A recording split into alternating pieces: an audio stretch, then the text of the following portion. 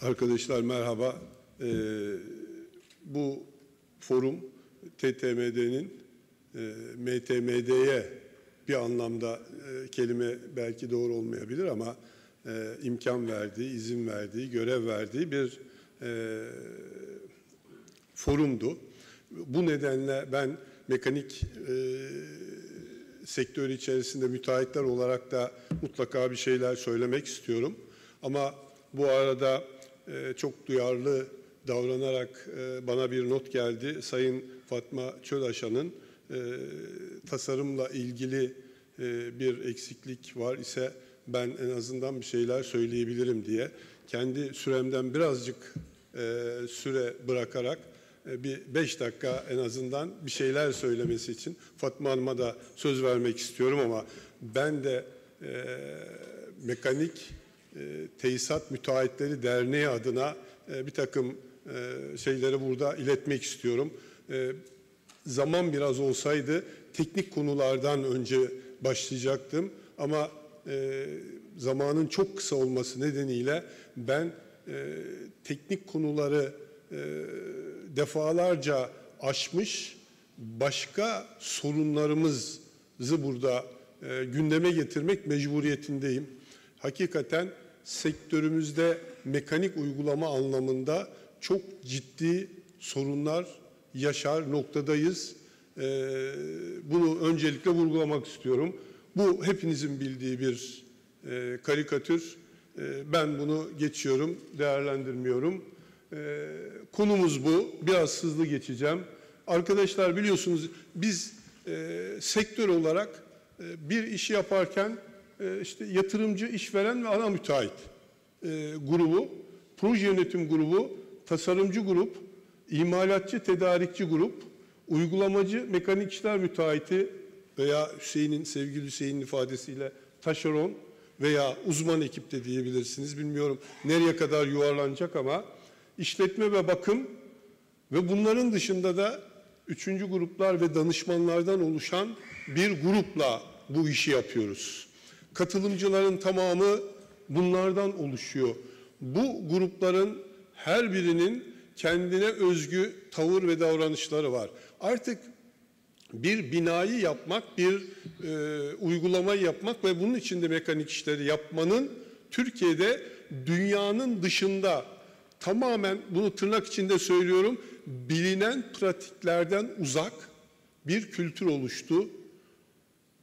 Yine bir tırnak açarak biraz özel oluyor ama söylemekte hiçbir beis görmüyorum. Bir reklamasyona da girmiyor diye düşünüyorum. Biz 77 yılında kurulmuş 1977'de kurulmuş bir mekanik taahhüt firmasıyız.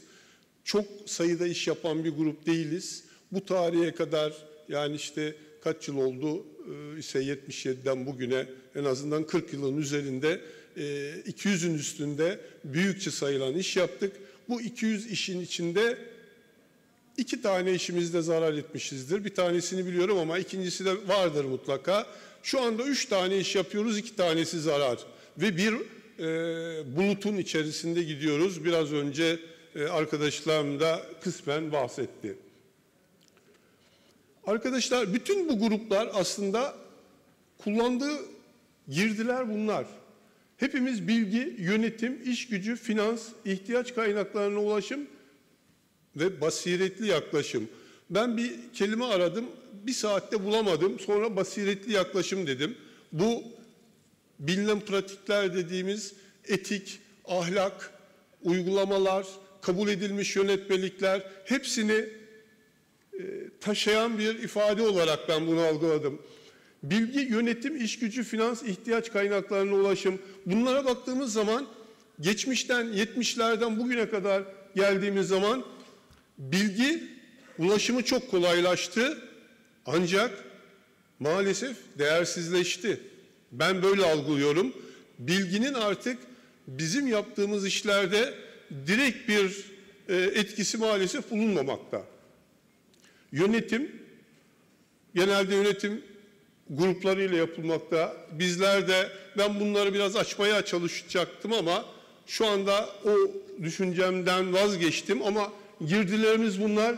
Ama şu anda mekanik müteahhitlerin durumu bu arkadaşlar. Benim tespitim bu. Sizler de düşünseniz benim yaşımda olan arkadaşlarım aynı şeyi düşünür.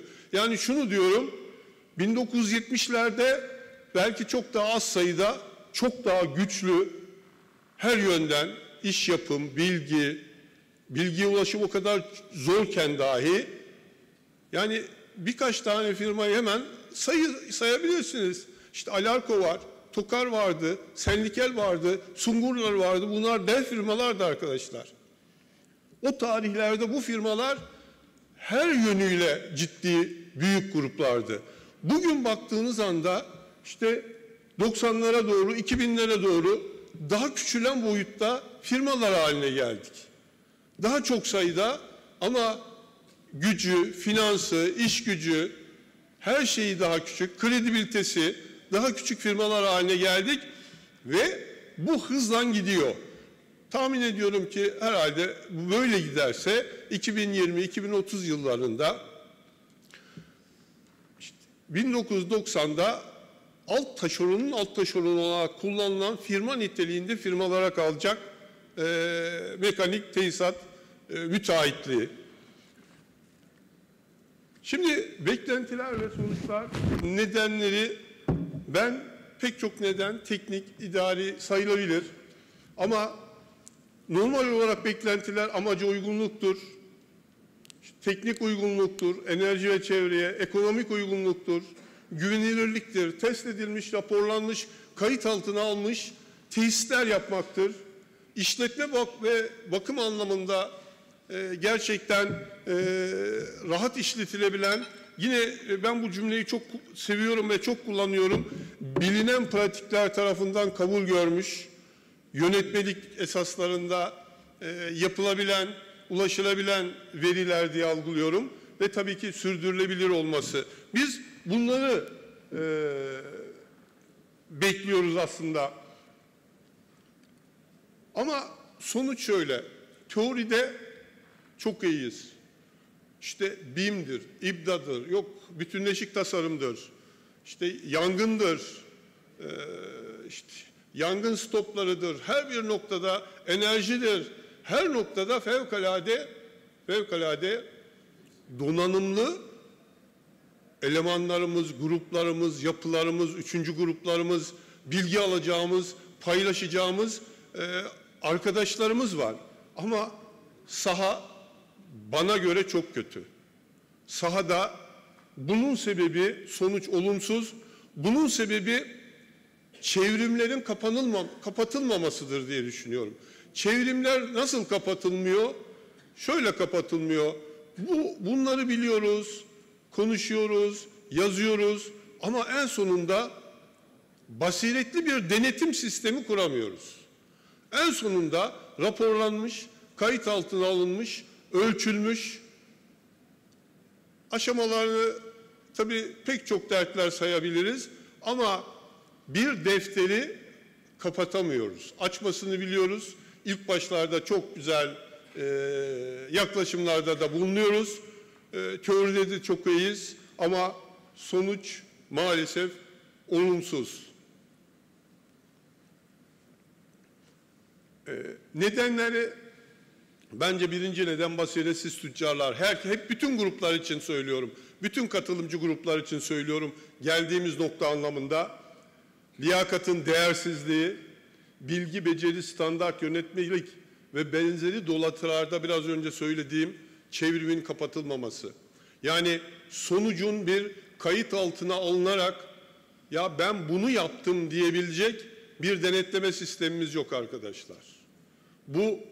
Bu tabii denetleme deyince bazı arkadaşlarımız da ürperiyorlar haklı olarak. Çünkü yine o cümleyi kullanacağım. Basiretli bir denetim sistemi oluşturamadık. Ne yapabilirizin sonucu? Çözümler, arkadaşlar, sözleşme. Ben buradan başlıyorum. Lütfen niye imza atıyorsunuz demeyin. Bu bir kültür haline gelmiş. Yani o kadar acayip şeyler o sözleşmelere giriyor ki direnirseniz direnin, siz bir yani okyanusta damla olabiliyorsunuz. yapım araçlarının tamamlanmaması, basiretli tüccarlar, bu her bir girdi grubuna göre tüm katılımcı ögeler için, yani işverenden tutun en son bizlere kadar, yapımcılara kadar ciddi eksikliklerimiz var. Benim burada uygulamacı arkadaşlara daha önce dediğim bülten diye bir bülten çıkarıyoruz. Çıkartmaya başladı sağ olsun İrfan Başkanımız. Orada da bir öneride bulundum. MTM'de olarak bu işleri, yani construction hukukunu bilen bir grupla anlaşmak, yani onlarla biz size bir dosya göndereceğiz, bu uluslararası ihale koşullarına uymuyorsa lütfen bizi uyarın diyecek. A, B, C firmalar, hangi firmaya geldiyse böyle bir talep, direkt MTM'de kanalıyla bu gruba gidecek. Bu grup şu madde uluslararası ihale kurallarına uymuyor dediği anda bizler bunu ihale makamından bunun değişmesini talep edeceğiz. Eğer olmuyorsa, değiştirmiyoruz, hayır kardeşim diyorsa, o takdirde MTM'de üyeleri olarak hiçbirimiz bu ihaleye girmeyeceğiz. Böyle bir sistemi ben MTM'de, bu toplantı TTMD'nin MTM'ye bir armağan olduğu için MTMD'ye de böyle bir öneride bulunuyorum. Bu zor bir aşama, sonuç getirir mi bilmiyorum. Ancak benim yapabileceğim şu andaki öneri budur. Onun ötesindeki teknik konuların hepsi aşılabilir diye düşünüyorum. Doğru dürüst bir denetleme sistemi olur ise. Arkadaşlar, ben burada teşekkür ediyorum ve lütfen Fatma Hanım'ı ben buraya bir 5 dakika bir süre vererek en azından tasarımcılar adına dile getirilmemiş, hiçbir şey söylenilmemiş bir forum olsun istemiyorum. Bir 5 dakika lütfen, buyurun Fatma Hanım.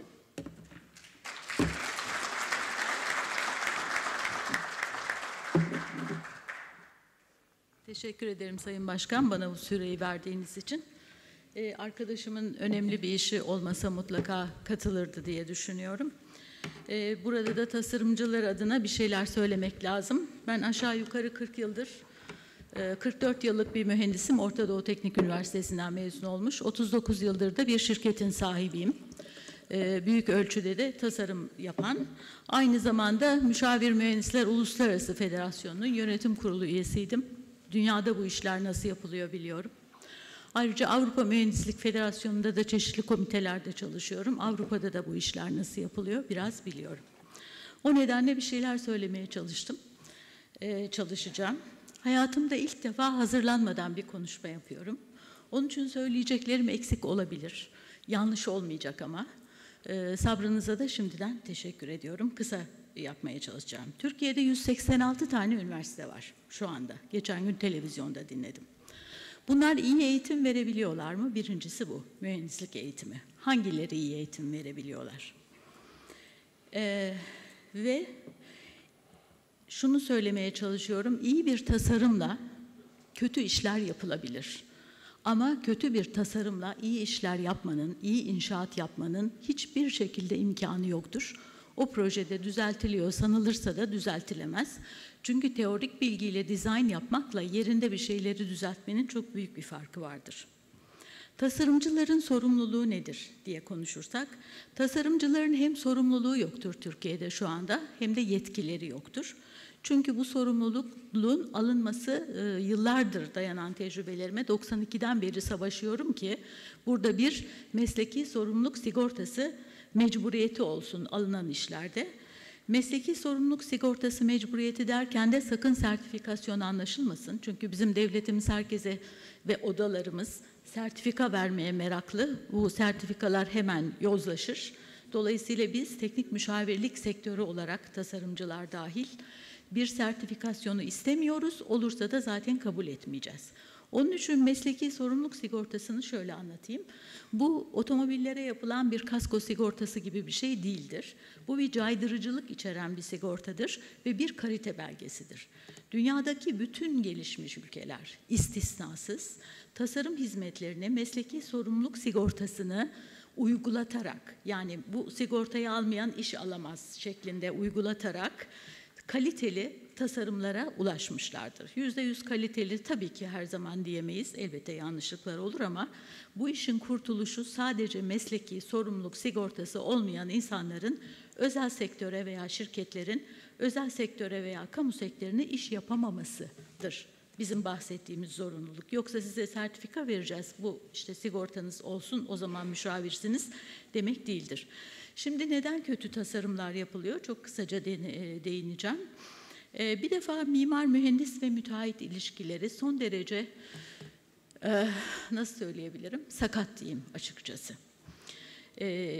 İş mimara veriliyor, ondan sonra mimar onun üzerinden çeşitli indirimlerle mühendise veriyor veya müteahhitle mühendis birlikte çalıştıkları zaman, o zaman işveren temsilcisi değil çünkü mühendisin iki şapkası var, bir işverenin adına çalışması, mal sahibinin adına çalışması, bir de müteahhitle birlikte design build yani tasarla yap projelerde çalışması.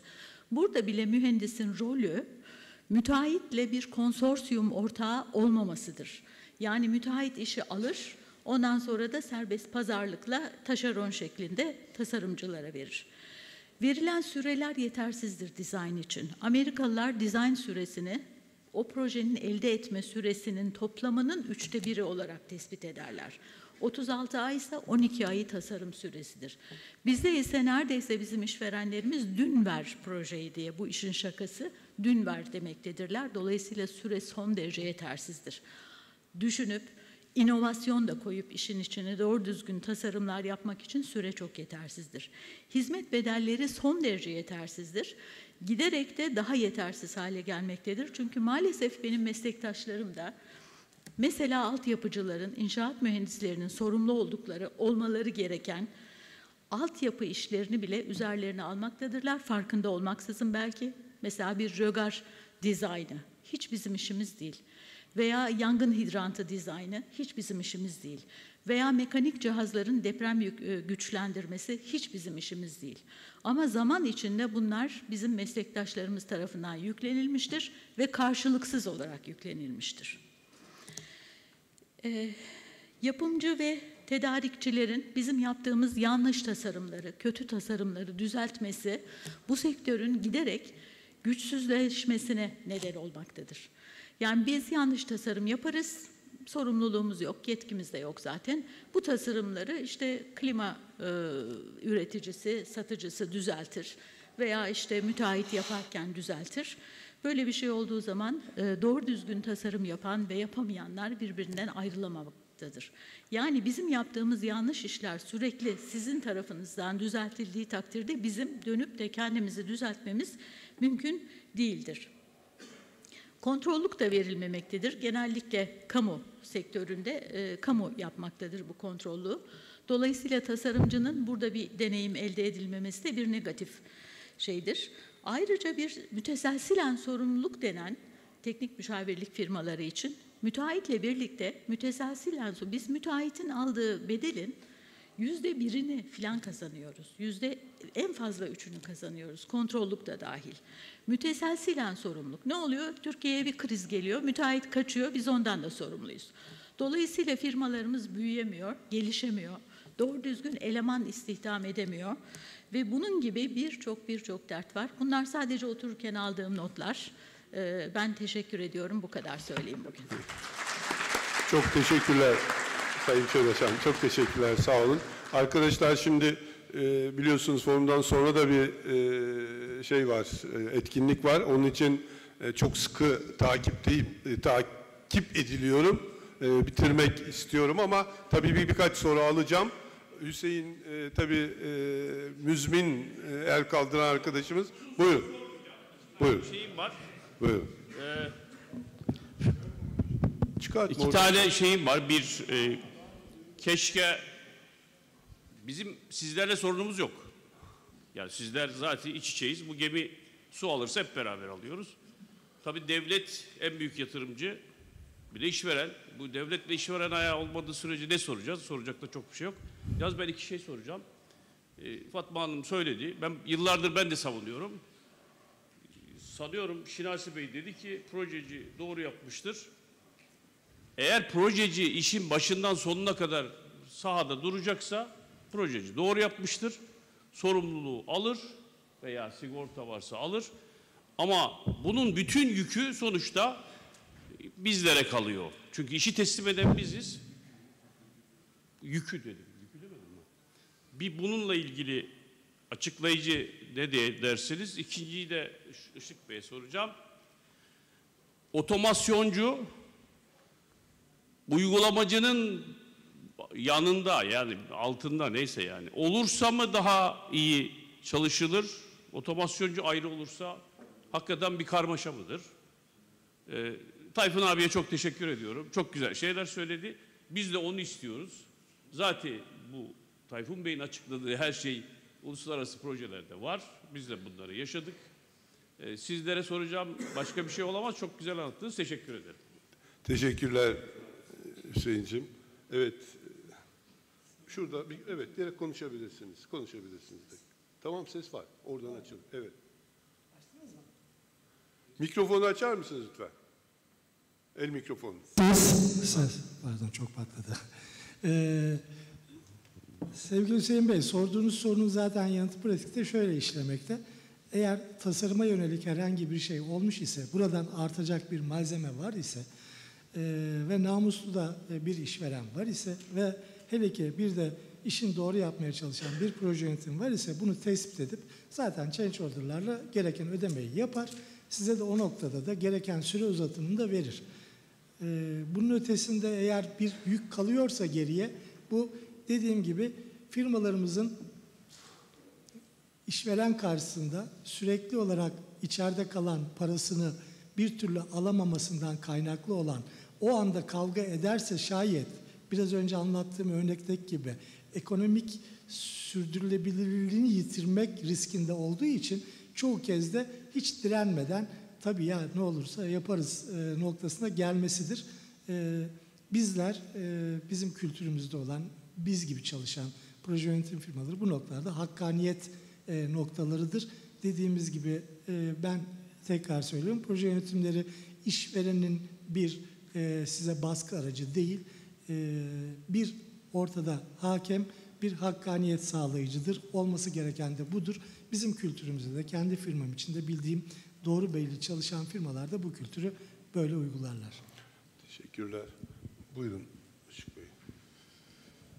Evet, bizim açımızdan eğer projede ciddi bir commissioning ekibi veya bir proje yönetim ekibi varsa söylediğinizin hiçbir önemi yok. Yani otomasyoncu her zaman TAT ekibiyle bu koordinasyon toplantılarına katılır. Ne yapacağımızı birlikte kararlaştırırız ve yaparız. Herhangi bir sorun olmuyor. Ama iyi yönetilmeyen bir projede, doğru dürüst bir yönetim ekibi yoksa ve sadece bir kontrol, aklına geleni yapıyorsa, ki devlet projelerinde genellikle bu hali görüyoruz. Bu durumda otomasyonun mutlaka TAT ekibiyle eşgüdüm içinde olması için o zaman müteahhitin, yani mekanik müteahhitin veya elektrik müteahhitin kapsamı içine alındığı takdirde o zaman daha başarılı oluyoruz. Teşekkürler. Buyurun Erdinç Bey. Değerli Başkan, çok değerli meslektaşlarım, ben Işıl ve Yad Yücesoy'un söylediği bir takım şeylerin bana ters geldi. Çünkü özellikle test, ayar ve dengeleme ile commissioning birbirinden çok farklı iki şey. Test, ayar, dengeleme commissioning'in içinde bir parçadır. Commissioning dediğiniz zaman bu iş birinci safhada başlar. Yani mal sahibi danışmanı veya commissioning agent dediğimiz kişi işin başında göreve başlar. Ve oradan itibaren tüm sistemin dizaynından mal sahibinin yapmak istediği binanın cinsine ve onun objektiflerine uygun olarak yapılmasını temin için gerekli raporlamaları vesaire şeyleri yapar. Bütün bu sırada tabii ki projeci tespit edilir.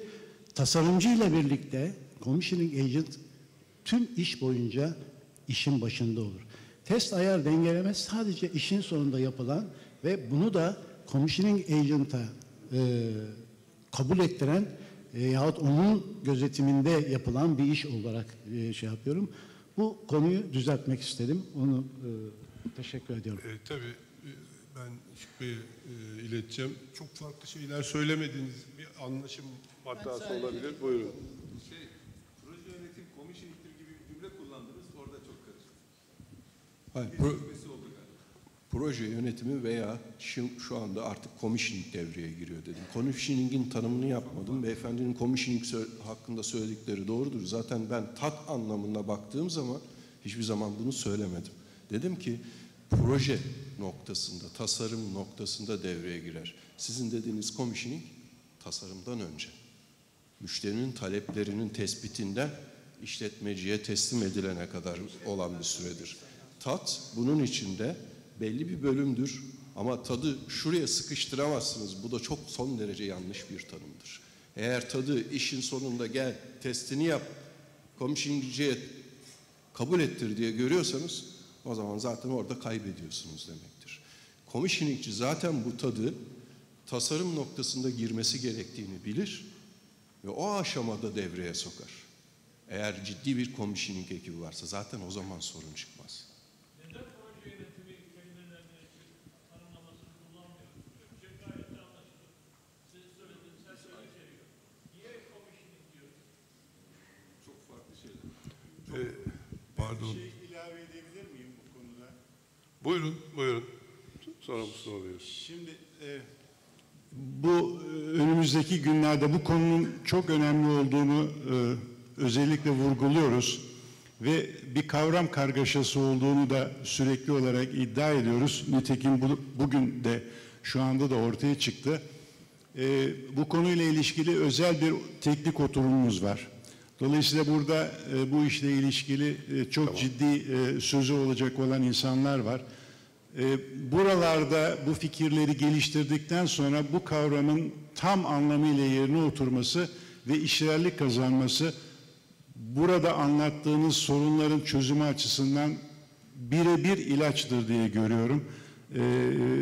Ve bu tanımın net olarak yerine oturması hepimiz için, bütün partiler için çok önemlidir diye düşünüyorum. Teşekkür ederim. Arkadaşlar şöyle, ya bu commissioning, tat, yok proje yönetimi, o onun neresindedir, o nedir?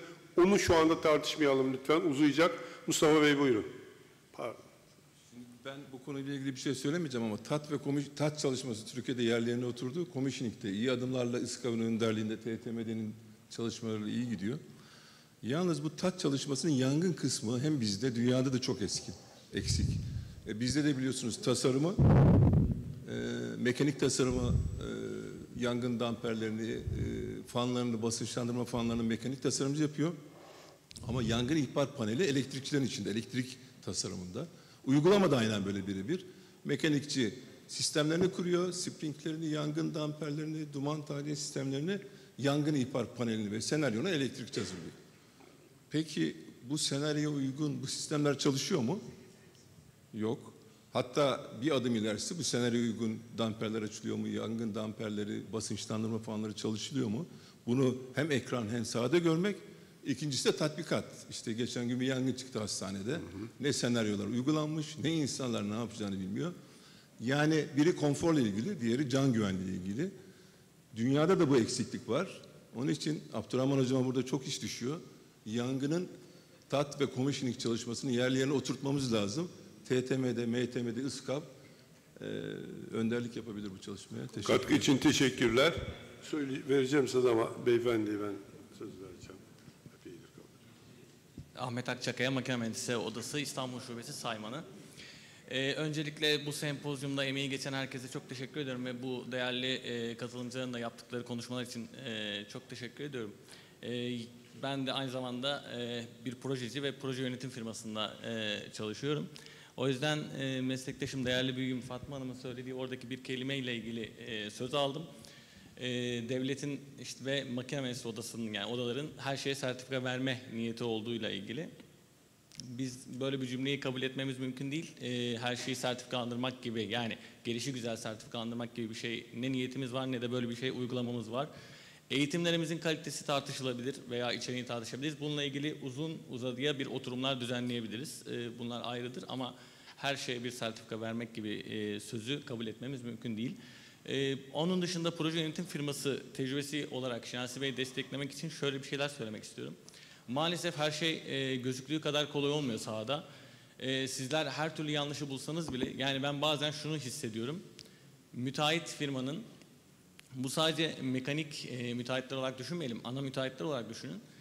Sizin proje yönetim firmalarınızın bulduğu eksikleri noktasına kadar varken, yani hangi odada ne eksik olduğuna dair varken bile yapılmaması, sürümcemeye bırakılması ve işin en sonunda aslında artık en son hak edişten kesilir bir mantığı da sahip. Dolayısıyla sizin Ersin Bey, sizin yapmış olduğunuz söyleşide geçen cümle, etik aslında çok önemli. Yani bütün bu olayın temelinde etik yaklaşım her şeyin temeli olacaktır diye düşünüyorum. Belki bunlarla ilgili bir çalıştay da düzenlenebilir. Ama orada tek başımıza olmamalıyız. Yani mekanik sektörü değil, tüm sektör olmalı, hatta yatırımcılar da olmalı. Çünkü bazı yatırımcıların da şöyle bir sıkıntı da var. Yani etiği şunun için açmak istiyorum. Lütfen kimse yanlış anlamasın ve herkes bu meclisten dışarı olarak söyleyeyim. Ama şöyle bir şeyle de karşılaşıyoruz. Siz proje yönetim firması olarak yanlışları, eksikleri yazıyorsunuz. Bunları söylüyorsunuz, dile getiriyorsunuz. Firmalar uygulamıyor. Uygulamadığı halde işte yatırımcının temsilcisinin imzasıyla hak ediş alınabiliyor. Hani en kibar şekliyle bu şekilde söyleyeyim. Dolayısıyla aslında tüm sektördeki etik değeri düzeltmemiz gerektiğini düşünüyorum. Teşekkür ederim. Teşekkür ederim. Evet, Şinasi. Ben Mustafa Bey'in söylediği son şeye, yangınla ilişkin Abdurrahman Hocam'la, Kazım Hocam'lara da bir göndermesi var. Çok önemli bulduğum için söylüyorum. Biraz da insan kendi yaptığı işi önemsemek ve önemsetmek isteyebilir.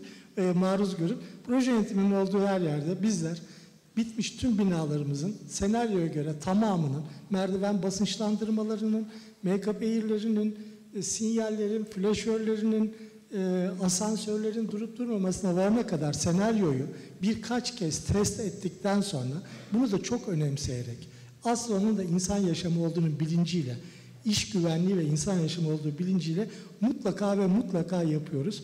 Kendimize ait işlerimizde benim gittiğim en güvendiğim yerler, benim bizzat testlerini yaptığım yerlerdir. Ama bu herkes proje yönetimi kullanmıyor ve büyük bir açık var. Nasıl tamamlanır? Belki bir yaptırım, bir şey mutlak gerekiyor. Hocalarımızın onca akılla uğraştıkları şeyin ucunda kablo bağlı değil. Hocam ne yapsın oradan? Peki arkadaşlar, herhalde tamamlandı. Bana 18.20'de teker dönecek dediler. 10 dakika var. Artık ben bu kadarını halledebildim. 10 dakikada arkadaşlar tekerleri döndürsünler. Kapatıyorum. Teşekkür ediyorum.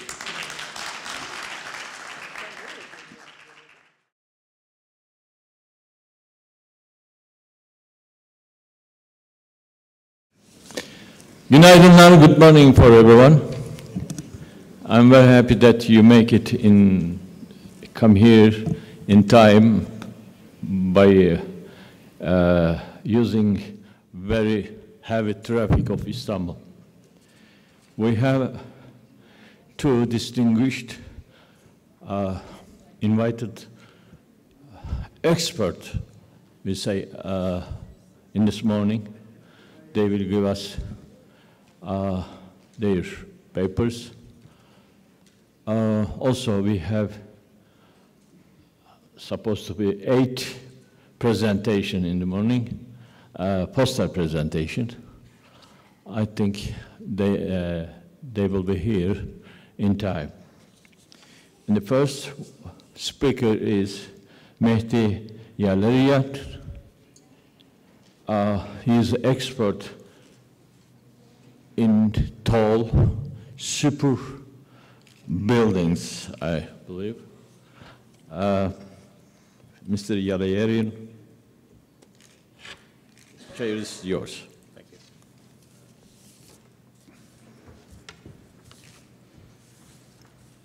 Thank you very much for the opportunity to talk to you about a few things that I've been working on for the last many years. Today, I'm going to cover a couple of buildings. This image that you see here is actually one of the 5 of our recent tall and mega tall buildings that we've been working on. My team has been working on over 50 tall buildings over the last 20 years. So we have a very deep experience in developing these projects.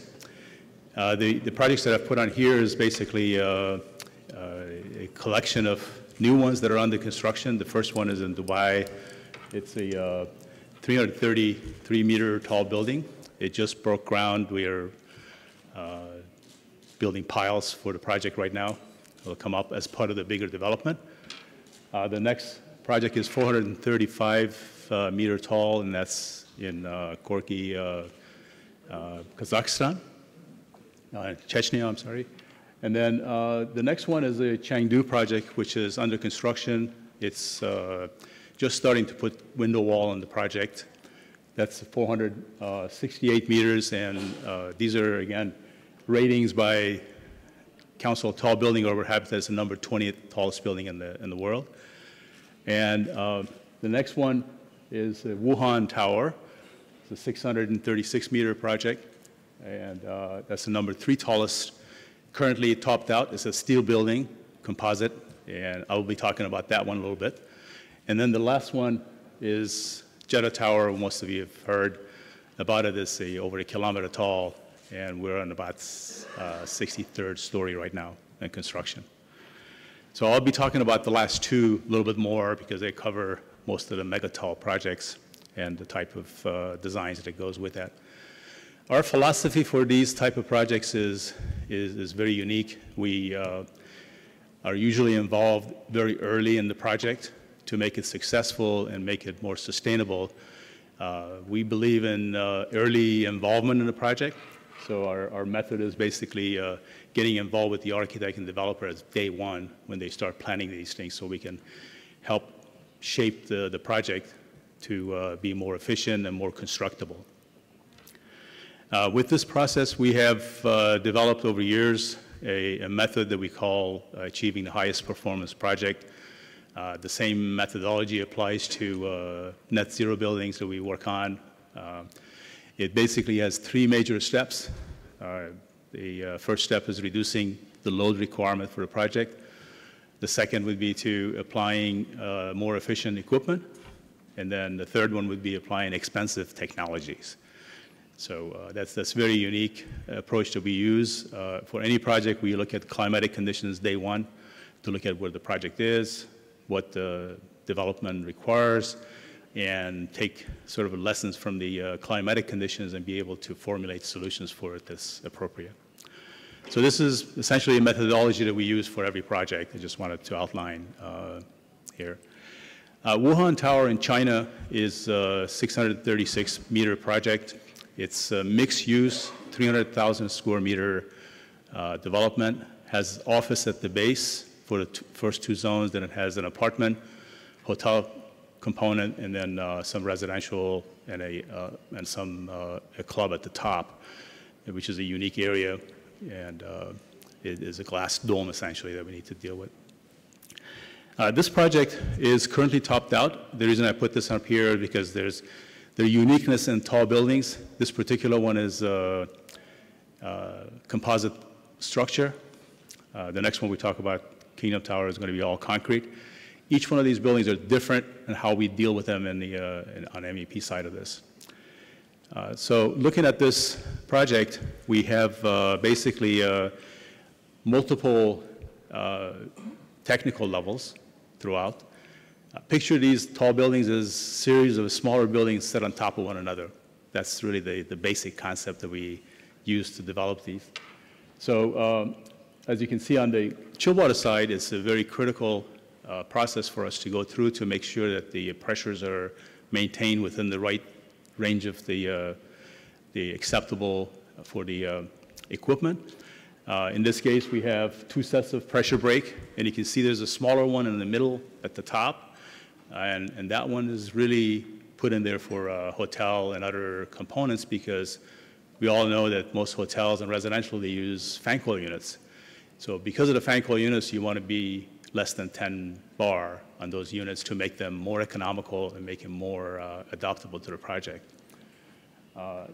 Also on the steam side, this particular project receives steam from the district. So we were able to use the steam vertically all the way through the project and then have heat exchangers at different locations throughout the project vertically to accommodate hot water distribution. So it was a natural break, and the steam is a good distribution system. On the air side, you can see on the left it's actually zoned in accordance with the occupancy. It's very simple. At technical levels, you either serve up or down, pretty straightforward, and most systems are in the core.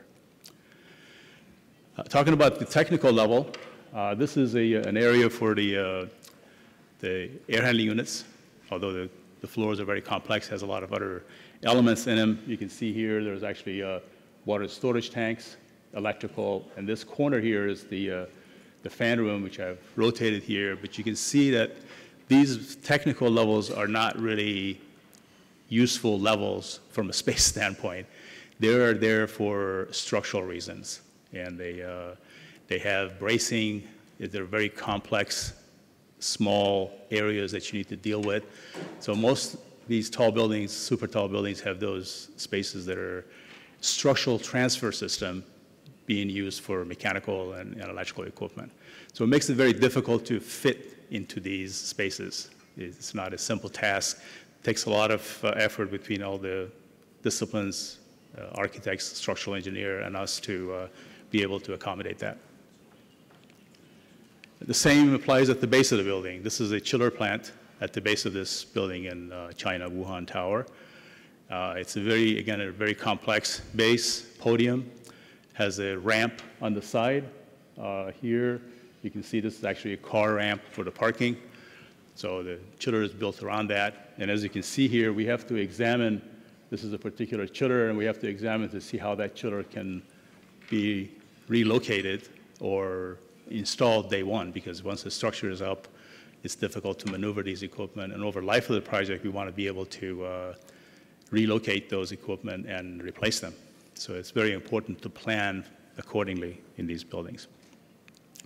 A lot of these towers also keep attic stock of equipment. For example, transformers are very difficult to buy and bring in. Those of you who may have been in some of these tall buildings, you see there's a small transformer sitting on the side in an electrical room waiting for something to happen so they can replace them, rather than trying to bring it through elevators. On the life safety side, these buildings typically in China have a refuge floor, refuge area throughout the project vertically, and then those spaces are pressurized and they're maintained as an independent system backed up by the generators and life safety. So in case of emergency, people actually go to those refuge floors and hold there until somebody comes in and takes them to the elevator or some other method to take them down, because you can't walk down several hundred floors. That would be a very difficult task. With regard to electrical, typically these high-rise tall buildings are essentially a city standing up. So whatever you see horizontally as the utility company distributes to each neighborhood, same applies to a tall building. We do a robust distribution for electrical, usually at higher voltages, multiple loops coming to the floors. Here you can see there are 2 lines, one on each side of the core. Those are high voltage cables that come into technical floors in a double-ended configuration to give you the redundancy that's required, and then feed from there up and down. The same applies with the emergency. Generally follows the same method.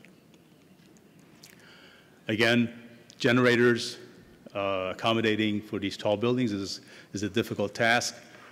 Here you can see there are actually 7 generators in this building because they have a very robust backup requirement for the office component that was being occupied. And again, the flues and the ventilation for that generator room becomes a big issue to try to integrate to a podium that wants to be ornamental and wants to be area where you can't really have a lot of louvers. So, for the building system, plumbing and fire protection, the concept here is to have a zone system. Typically for a high-rise building, we usually use about maybe 3 to 10 stories on one zone, depending on the pressure and what you want to have for the fixtures and showers. And one critical point that I want to make is that with the plumbing distribution, water distribution, you want to have hot and cold water exactly distributed the same way. The reason for that is that as you implement those pressure-reducing valves for those systems, you want them to be exactly the same pressures. I'm sure many of you have been in a hotel somewhere where the hot water and cold water doesn't mix properly because they're on different pressure. So you want them to be exactly the same, so as you're using your valve to accommodate mixture of temperature, it'll be perfectly matched. That's a very critical point. We've had buildings that I've been to try to fix them. They had domestic water on different pressure, and then hot water was produced on every floor. The problem with that is you have every floor pressure reducing versus every 10 floors on the cold side. They don't mix together. These buildings are also sustainable. Sustainability is very, very big component of the projects that we go through to make them energy efficient. This particular project went through a series of studies. The bars you see here, every single one of these bars are actually multiple studies that went through to optimize. So first step that we take is basically looking at the baseline. We establish criteria based on what the local climatic is, what the local practice is, and what the benchmark is that we're going to go against. In this case, obviously, China has guidelines as a base. And then next step we take is envelope. In this case, you can see it's about 8-9% reduction we were able to do on the massing side by helping shades and other orientation. Then we tackle the internal loads to make sure that those are more efficient. Further reduction was done there, down to 15%. And then we apply efficiencies to HVAC systems, make them more efficient. So this building essentially is 33% better than a baseline or better than a benchmark in that particular environment, which is pretty impressive for a tall building like this. And another word is we have about 33% energy saving overall at a cost of about 28%. Next project I want to talk to you about is the Kingdom Tower, or Jeddah Tower now it's called. This project is under construction. It's a mega tall, over 1 kilometer tall. And I've put in here 2 of the Sears or Willis Tower. Most of you are familiar with the one in Chicago. If you put 2 of those on top of one another, it's still not all the way to the top of this building. In fact, my office is at the Willis Tower in Chicago. So this building is a mixed use. It has retail at the base, the big podium. It has the office levels, the bottom of the building, floors, the 7 or 8 floors that are office. And then we have hotel and some service departments. Service departments are basically used by the hotel as a rental, high-end rental.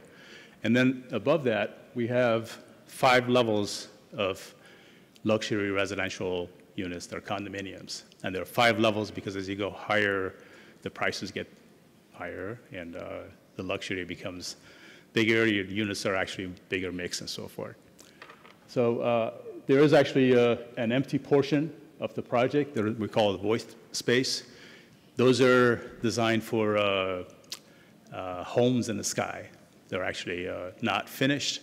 They're going to be sold, and anybody wants to accommodate their home there, they can have 2 or 3 floors together as one unit if they want to. So however you wanted to figure that out. And at the very top of the configuration, we have a sky terrace. You can actually see the terrace hanging out. Initially, the terrace was planned for a helicopter pad.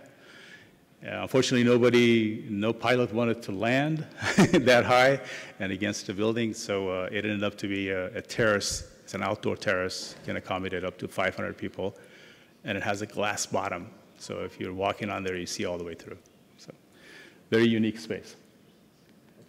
So we'll talk about that. This building is quite large. It's the centerpiece of the development. Again, I put here as a podium the Willis Tower in Chicago.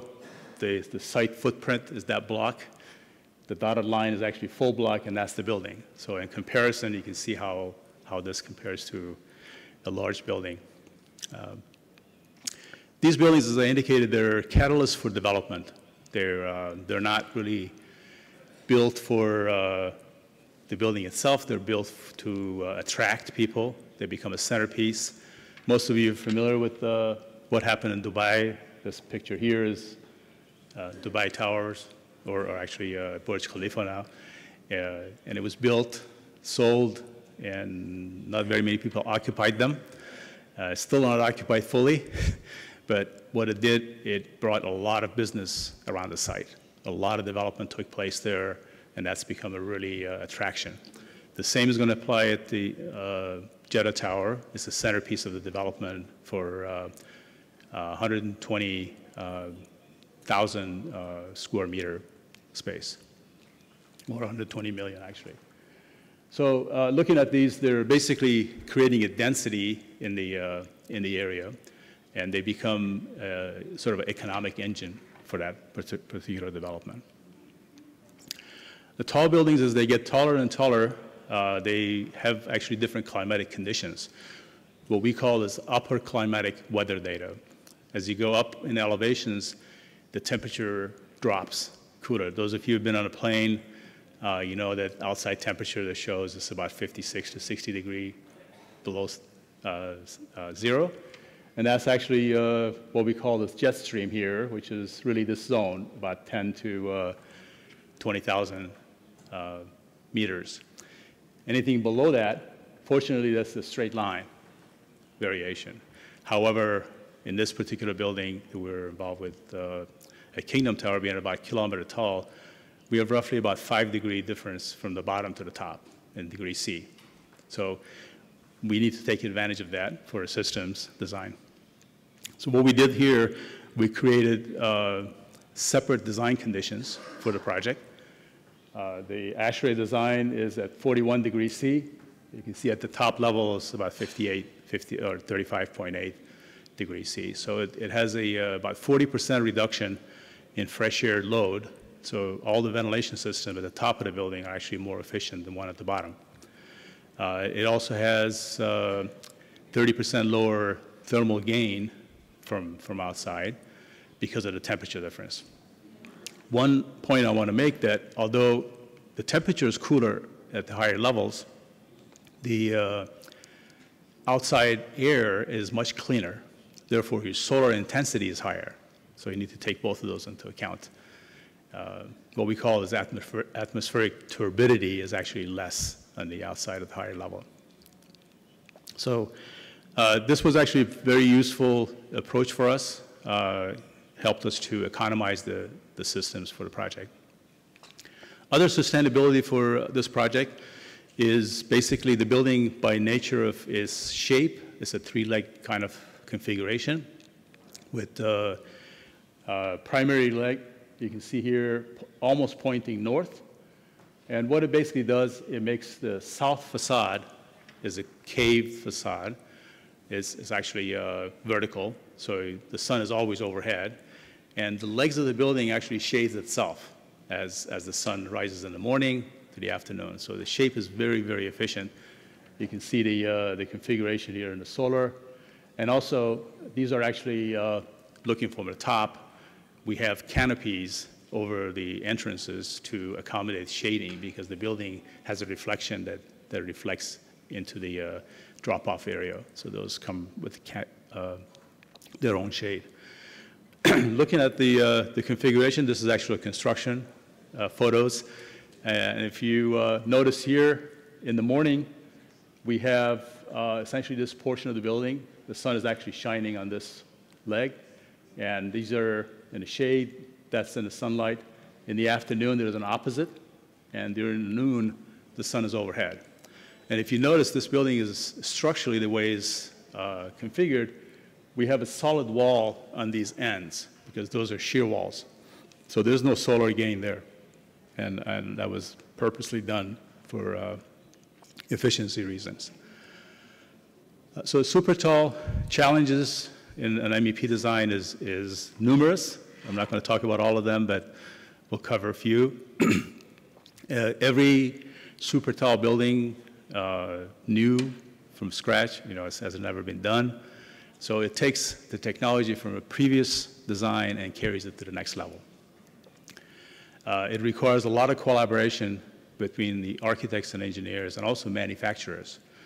We all know that we're limited with some pressure on the heat exchangers and so forth. This particular building uses the heat exchanger that's available in industry to its maximum limit. It can't be any higher than that. So next building taller than this is going to have to come up with some new technologies. The same applies with the elevatoring system. Elevator cables are limited. This building actually stretches that to its absolute maximum. It's the tallest elevator in the world. Electrical system reliability is very important because these buildings are large and they need to be evacuated in an emergency. They need to be robust in operations and so forth. And then the coordination for these buildings are very, very complex, and I'll talk a little bit about that.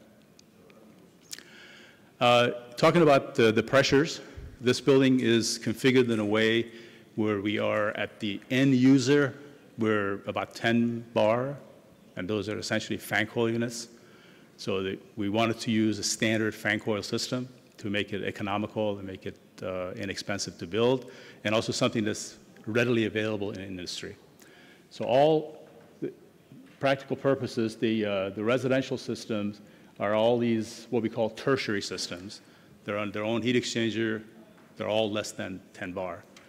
The building itself is in 2 zones, and the largest one is a 32 bar, which is at the base of the building, and then there's the middle one at 31, and there's a small one at the top. And in fact, the spire for this building was so high that we had to put an air-cooled chiller at the top of the building to feed that by itself. What it did, obviously, outside is a cooler, so air-cooled chiller is a good idea there. This building doesn't have a plant. It has a central plant that's adjacent to it. It's a district system. So that would put another sort of a difficulty into the process because we had to deal with the entire height as a pressure. On the air side, it's very straightforward. You can see here the building is essentially a collection of maybe 20 to 40-story buildings stacked on top of one another. All systems are separate. The core systems are all serving that zone only, nothing beyond that. Stair pressurization is zoned vertically to make sure that the stack effect works properly and so forth. Electrically, we already talked about that, so we're not going to go through detail of that, but generally these have the same double loop system, come to a load center, and then feed from there up and down. Electrical earthing is a very big, these buildings are tall. If there's a lightning in the area, the building is going to receive it. So this particular building is actually like a lightning rod itself. And all the columns, everything basically has wiring in it that goes all the way to the top. And if there's any lightning hitting the building, it transfers it to the ground through a cage. Plumbing, we also did talk about. This one has a lot more of them because it's got a very large residential component or condominium. But you can notice here on the distribution, there's hot and cold water, the blue and red line. Those are all zoned exactly the same. They serve about 2 to 8 floors, depending on the pressure and the zoning. And that way we can keep the pressures at the lines exactly the same. Drainage is very complex, especially for condominium. You got a lot of showers, residential, so there are multiple risers. And you can see the variation of these. Those are actually at the mechanical levels. They do transfer. What it does, it captures the drainage, doesn't let it fall all the way in one shot. It actually reduces the velocity of the drainage system and helps with that. Fire protection, life safety. This building is completely gravity system. We use pumps to pump water up to tanks at many levels of the building, and then it falls by gravity. There's no pumping required in an emergency, so it makes it very robust, doesn't have to be backed up by generator. it also interconnects with domestic water storage on those mechanical levels. So if you look at the storage, we have 4-hour storage at the base, 1 hour at each mechanical or MEP levels, and then 2-hour storage at the top, at the very top. The only area that's pumped is the spire, because we don't have any additional tanks at the top. It basically has a vertical. And the spire is essentially an empty shell. Electronically, technology level, these buildings need to be set for the next 50 to 100 years. So it has a very robust and multiple riser system that accommodates the fiber and distribution. There are 2 incoming service to the building, and also there are multiple what we call net pops, or point of presence for the technology system for telephone data, AV, and many other systems. On technology side related to IBMS, these are electronically advanced. They can have entire systems integrated together on the same pathway. So if you're on a floor in a unit, you can invite somebody to your home, and it will send them a barcode. And then when they come in, the building knows who they are. If they drive toward the building, there's a license plate recognition, so they know that you're actually visiting somebody there. There are like 7 layers of security before you get to your room. They're highly secured space. So in summary, this is just the overall diagram. I know there's a lot of information I went through quickly, but I wanted to show you what the overall is. So this basically shows all the systems. You can see at the mechanical, technical level, there's equipment. There's a cage for the lightning protection, fire protection, tanks, and drainage and so forth. So in summary, this is a very high-level view of it. As I said, these buildings are somewhat complex and coordinating. This particular building has multiple technical level, 8 of them. You can see they're highlighted here, and those are basically feeding up and down. So picture, again, 2 to 40-story buildings stacked on top of one another. So it's not really that complicated from that aspect standpoint. We have also, as you can see, the stairs for this building. It has 4 stairs at the base, and as you get up to higher levels, the floors get smaller. They become 3-step stairs, and they become 2 stairs at the very top. Those stairs, for them to be pressurized properly, they need to be isolated, because you can't deal with the stack effect. So what we do at these mechanical levels, we actually come out of, the design is come out of the stair into a vestibule and then go back to a stair. What that does, it breaks the vertical stair shaft into multiple vertical components. Makes it easier to pressurize and easier to accommodate. And then on the right side, there are refuge floors. Those are full floors, and they're completely protected, independent systems. So as there's an emergency occurs, people can actually go to those floors and exit. So from an evacuation strategy, the idea here is to defend in place. In other words, if there's an emergency or fire, you basically defend locally rather than try to evacuate the whole building. So you have those people to go to a protected space and then evacuate them on a scheduled basis. We use elevators to evacuate. Here's the idea for what we call elevator boats. These elevators are designed, all the elevators in the building are designed to be able to respond to an emergency. So when there's an emergency occurring, you go to a refuge floor, and then those elevators from the refuge floor can take you straight down to the lobby at the base of the building. They're organized to do that. The site is very complex. As I indicated earlier, there are 3 drop-off. There's office, hotel, and residential have a different drop-off. And this is sort of an access for firemen to get into the building. From a technical standpoint, each technical level is very similar to one another. We have basically 2 levels of 2 6-meter levels. This building has a module of 4-meter floor-to-floor. So on the technical level, it becomes 3 modules, and we divide that into 2. So there are 2 6-meter components. The bottom is generally scheduled for air handling units, heat exchangers, electrical primary gear, and some domestic pumps. And at the top, there's the electrical switch gear directly above the main incoming. And then there's a plumbing water storage with its own unit, fire protection water storage at each corner. And those corners, as you saw, they're very robust. They have a concrete shell outside of them. The building complexity from coordination is a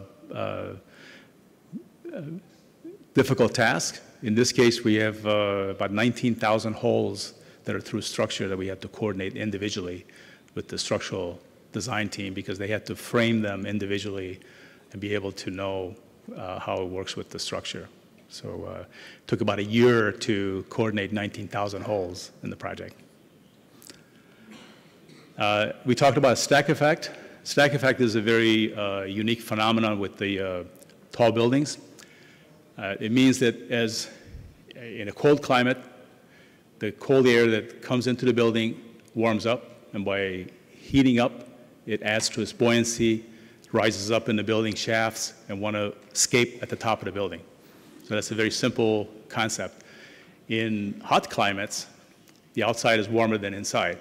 So as the air leaks into the building throughout the height of the building, it cools down, and then it becomes heavier, it drops down, and wants to escape the bottom of the building. So looking at this here, the summer, you can see the air is actually coming into the building on every floor, and it starts escaping at the bottom of the floor, at the bottom floor. In wintertime, it comes at the base of the building in the positive, and then escapes at the top. The reason this has a very jagged kind of arrangement is because the building is different. There are different elevators, different shafts. Those of you who are familiar with the stack effect, it's usually a straight line that we take for height.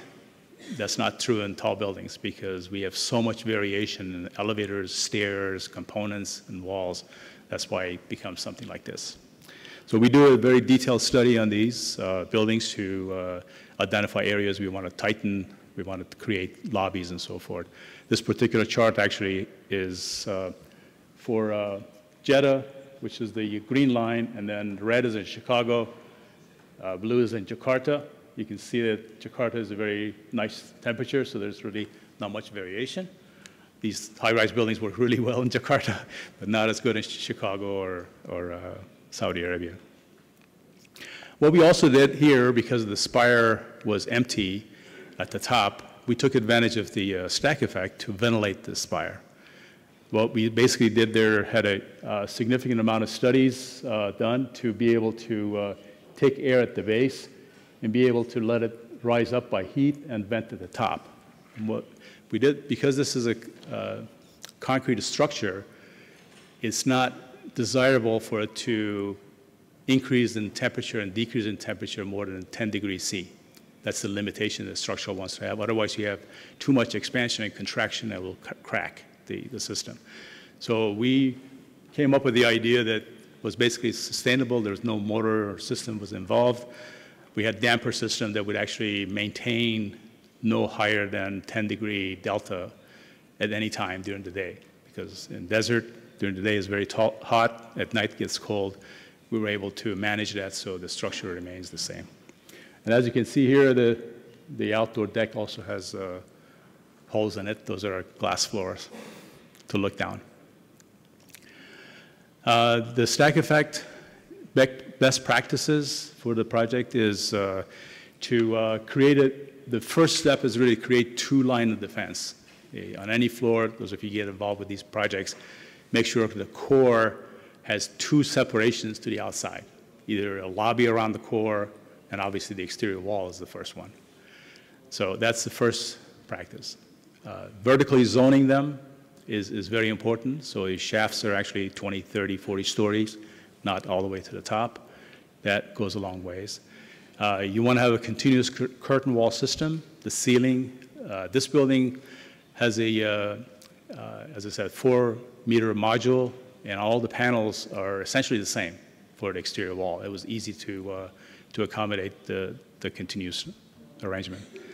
And then other things that are very common, protecting exterior doors and pressurizing and other things.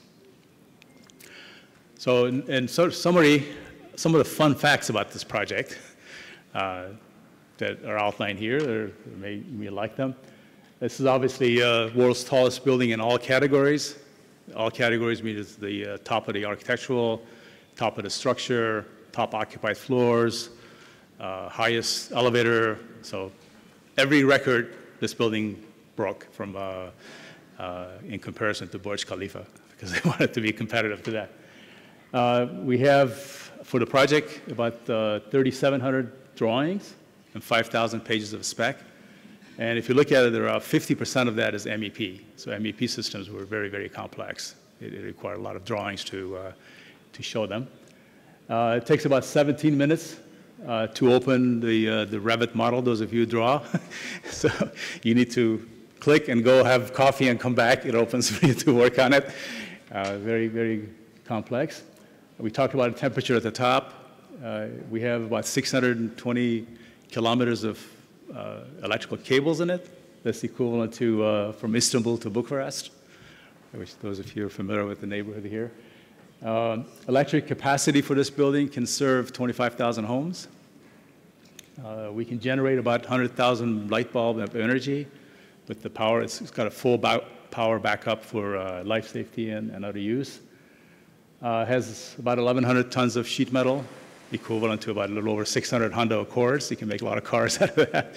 So, and so forth. I'm not going to go through all of these. I'm sure you'll read that. We have also about 10,000 fiber optic strands in the building that provides connectivity for life safety, for controls, for telecommunication and data, so forth.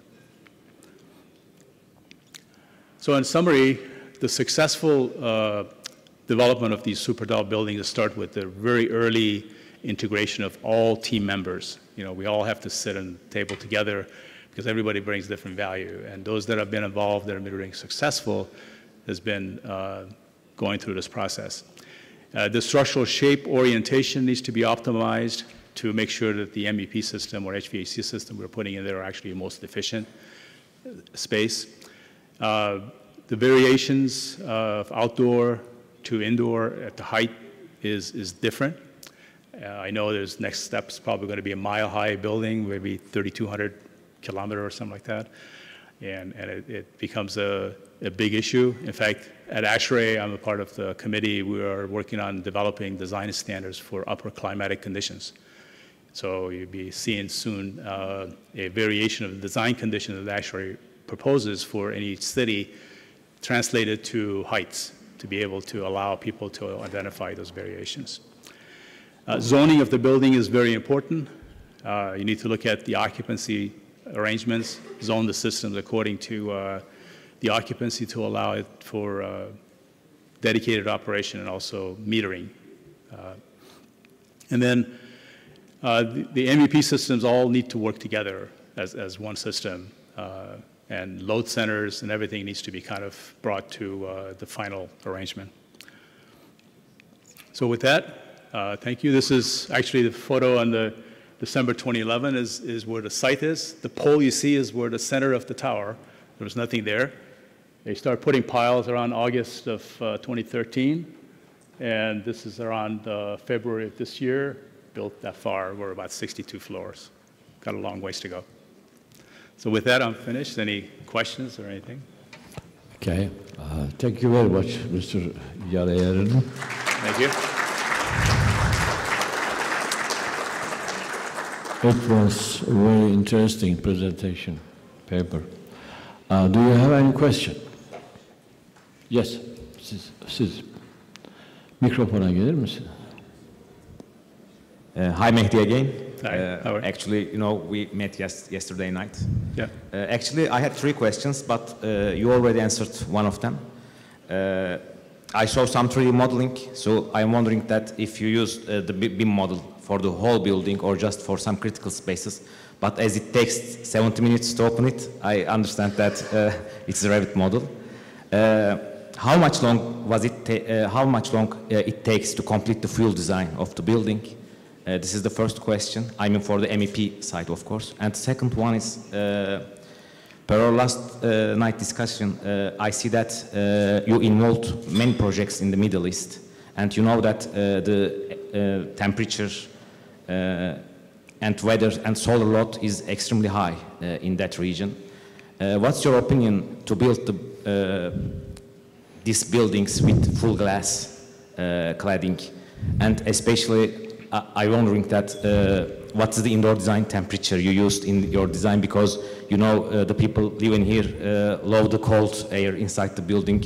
They love 18 degrees Celsius, which is very low for our design.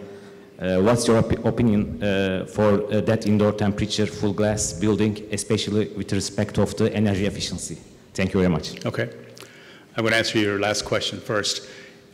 This building, as I indicated, has self-shading configuration. The mass of the building is very efficient. Although it's glass, the end glass is basically a concrete wall behind it, so it's not a window. It's what we call a shadow box. So it looks like glass from outside, but it's not really truly glass. This is the part I'm talking about at the very base. There's no windows there. So if you look at it, the building looks glassy, but it's actually a shadow box. Because it's self-shading, it has a very efficient configuration for the sun angles to do that. On top of that, this building has a very, very high performance window system. It's a darker window, highly shaded. And what we've done, we worked with the architectural team to position the low E coating in a way that rejects heat rather than bringing it into the building. So it has a lot of those components. In fact, this building is more efficient than a villa in Saudi Arabia. If you look at the comparative size of the condo units in this building versus a villa, a single-family villa in Saudi Arabia, this building is about 25% more efficient from an energy standpoint. The other question was with regard to temperature maintenance. You know, this building is maintaining 22 degree inside, not very cold. And a lot of that is because we were able to cut down on the solar gain and solar intensity, so you have actually a more comfortable condition by maintaining warmer temperature. Because it has height, we're able to accommodate what we call air economizer. We're taking advantage of bringing colder air at night to ventilate the space. Because it's a concrete building, the mass can cool at night, and then during the day you can close it off, go to minimum outside air. So there's a lot of features like that that are built in for efficiency. Your other question was about the time duration. We started this project in 2010, so 8 years ago almost. It was about a year of competition. There was about 16 teams from all over the world competing. And after about 4 or 5 months, it went down to 4. And after 2 more months, it went down to 2 final teams.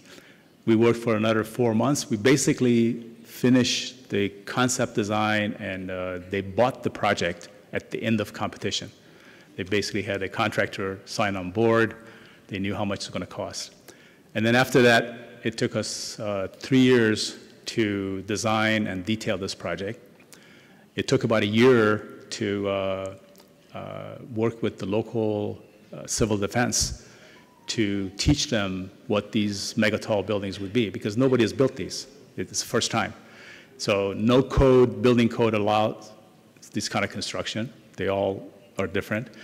Especially Saudi Arabia has a code that applies to 3, 4-story buildings. So those guidelines were not adequate for this. So we spent about a year with the entire civil defense of Saudi Arabia to work with them, took them to a lot of tours, had a lot of discussions with them to go through and teach them what our ideas are, what the best practices would be for this, and until they actually finally approved the project. So, very lengthy process. As I said, about 19,000 holes to coordinate. That took about 8 months of very intense, systematic floor-by-floor going through. One more question, if you have. Okay. Can you talk about the modeling software you used? I mean, you mentioned Revit, but to all the different energy calculations, that sort of thing? Yes. We used IES software for energy modeling and also eQuest for different arrangements. We used early on Ecotect to do the solar intensity modeling. We've used Contam software to do airflow for stack effect and others, so variety of software. Yeah.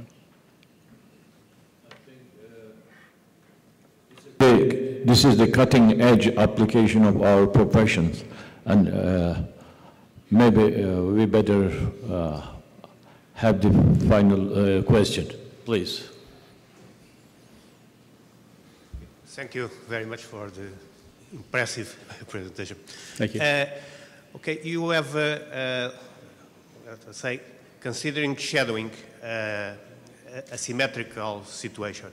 So the glasses that you are using in the different facades are similar, or you have different glasses with different characteristics depending on the facade? No, this building actually uses the same glass everywhere. Not only the same glass, but the same exact panel. To reduce the construction cost, the panels are all standardized, with the exception of the corners. So if you look at these building has a corner angle that goes up, and in that corner, every 5-story, those angles repeat themselves. So there are probably about 8 types of glass panels. Very simple, easy to construct. That's where the economy is. And what we also did, standardize the equipment. For example, residential, they all have the same type of fan coil system. There are 2 sizes of fan coils, an entire project. What it does, it makes it simple to test and commission. You build one, and then you can repeat it all the way through. That's where the economy is. Thank you. Very quick question. Will the project seek LEED certification? No. Thank you very much, Mr. Yalaya.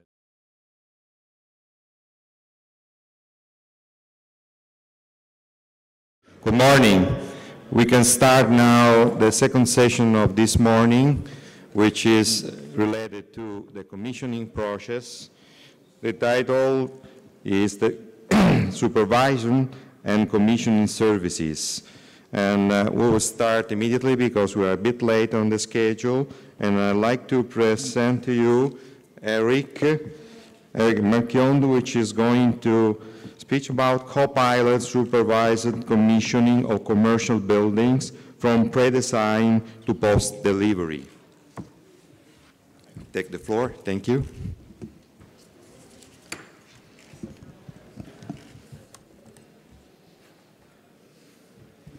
Good morning. I'm very happy to be here today.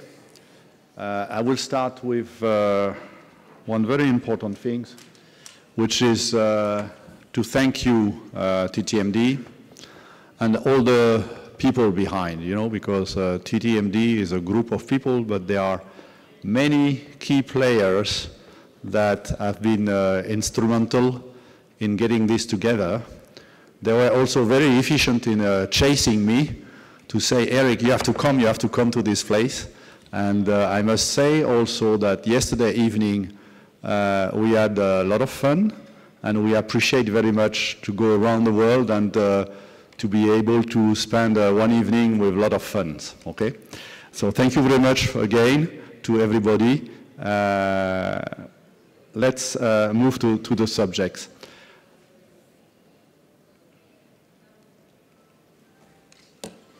As an introduction, I just want you to remind you a little bit about the key speakers that started the conference yesterday.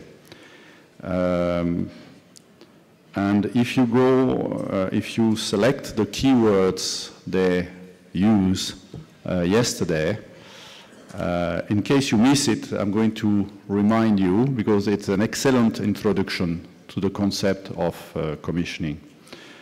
The first speaker under Turk Quality, Mr. Oran Thuram, made a brilliant presentation about brand quality, brand value. I will retain the word quality because in the world we are, which is the world of buildings, the quality is not stressed enough yet, okay, and we need to work on that. Then Professor Stefano Cognati did a presentation on, driving transition, and the key word in his presentation where first was about being human-centric, to put the customer at the center of our systems, which make a lot of sense because, HVAC is about comfort, and it's comfort of people. So the most efficient sensor in our HVAC systems is in fact human people. So thinking to really put them at the center of it is a key aspect. And he also introduced the concept of building 4.0. Of course, his presentation was about, driving the transition, so he was looking forward. So today, when we are going to present, with the help of Cormac here, the commissioning, we will not talk about 4.0 because to make sure we'll get one day to 4.0, we have to work hard on 1.0, okay? So what you are going to see is rather down to earth, simple, basic, but it is essential if we want to reach 4.0 that might hit us very quickly.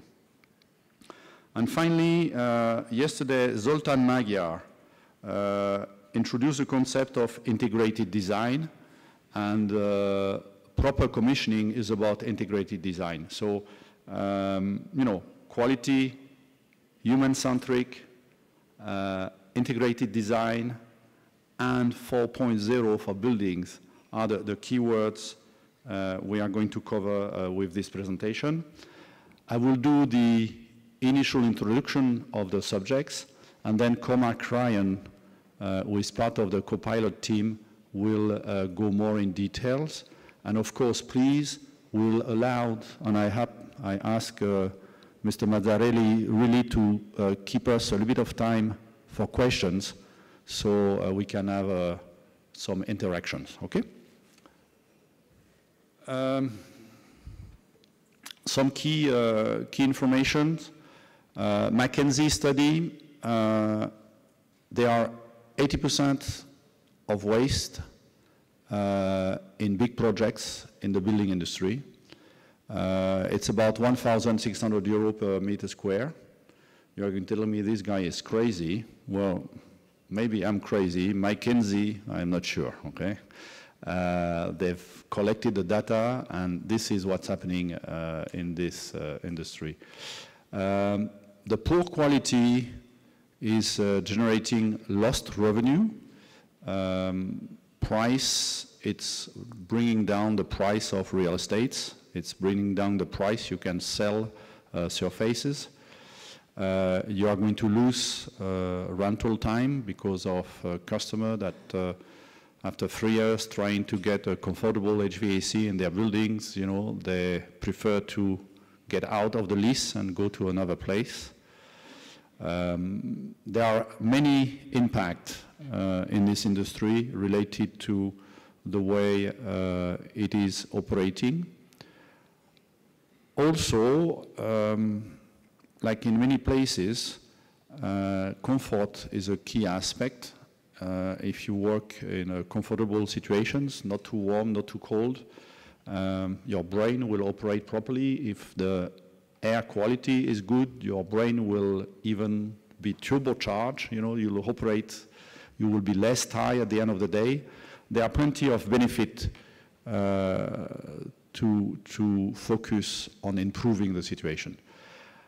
Last numbers, everybody of course is thinking new buildings, okay, but let's not miss the point.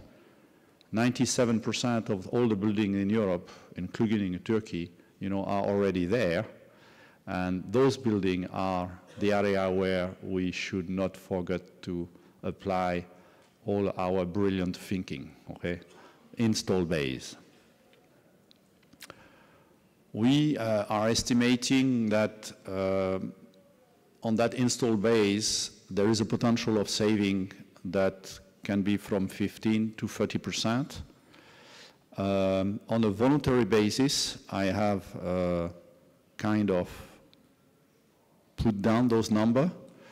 However, in an earlier presentation this morning, on a large, big building project, on a specific projects, after several studies and pre-studies on the projects, they are announcing 32% saving in energy and 28% saving on running cost, okay? So those numbers are very much in line with other presenters and coming from different sources, okay? If we try to dig a little bit deeper on why we have those problems, there are different areas. The way projects are organized are not always, projects are well organized, but the outcome and the way it's happening is sometimes disorganized for a very good reason, okay? But you need to get organized to fight these organizations. Project may change, so the projects start in one direction and end up going in other directions. This is creating chaos.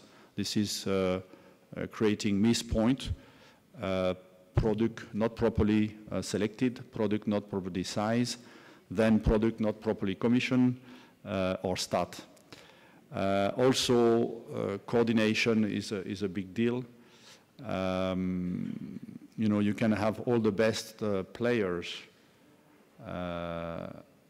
musician players, for example, if I take the example of music, but if you don't have a fantastic chief orchestra to take all those fantastic players in sync, well, the result might be frightening, I would say, okay? Well, sometimes results in the industry of buildings can be quite frightening. At least I've seen quite a bit of those. Nonetheless, the key characteristic in the building industry is that this building, the key objective of the owner is to put somebody in that building starting paying rent. And he will do many, many, many wrong things to make sure that he can get somebody in the building and start paying rent. And this driver, this money-driving attitude, okay, is creating a lot of side effects that we have to try to manage. One thing also, in any complex project, there is a lot of influence. I've got a lot of at stake, so I'm going to push very hard to get this done and so on and so on. So the need for an independent body that really is independent, third party, to put this in sync is critical. The notion of being third party cannot be emphasized more than that. Okay. We need to treat from beginning to end. And I'm quite confident now that when you hear the word commissioning, you don't restrict yourself to product startup, because commissioning is not product startup. Startup of a chiller, startup of a ventilation system is a little bit of commissioning. And to help you to understand that, and I'm sure you understand, okay, but I'm going to stress it a little bit more.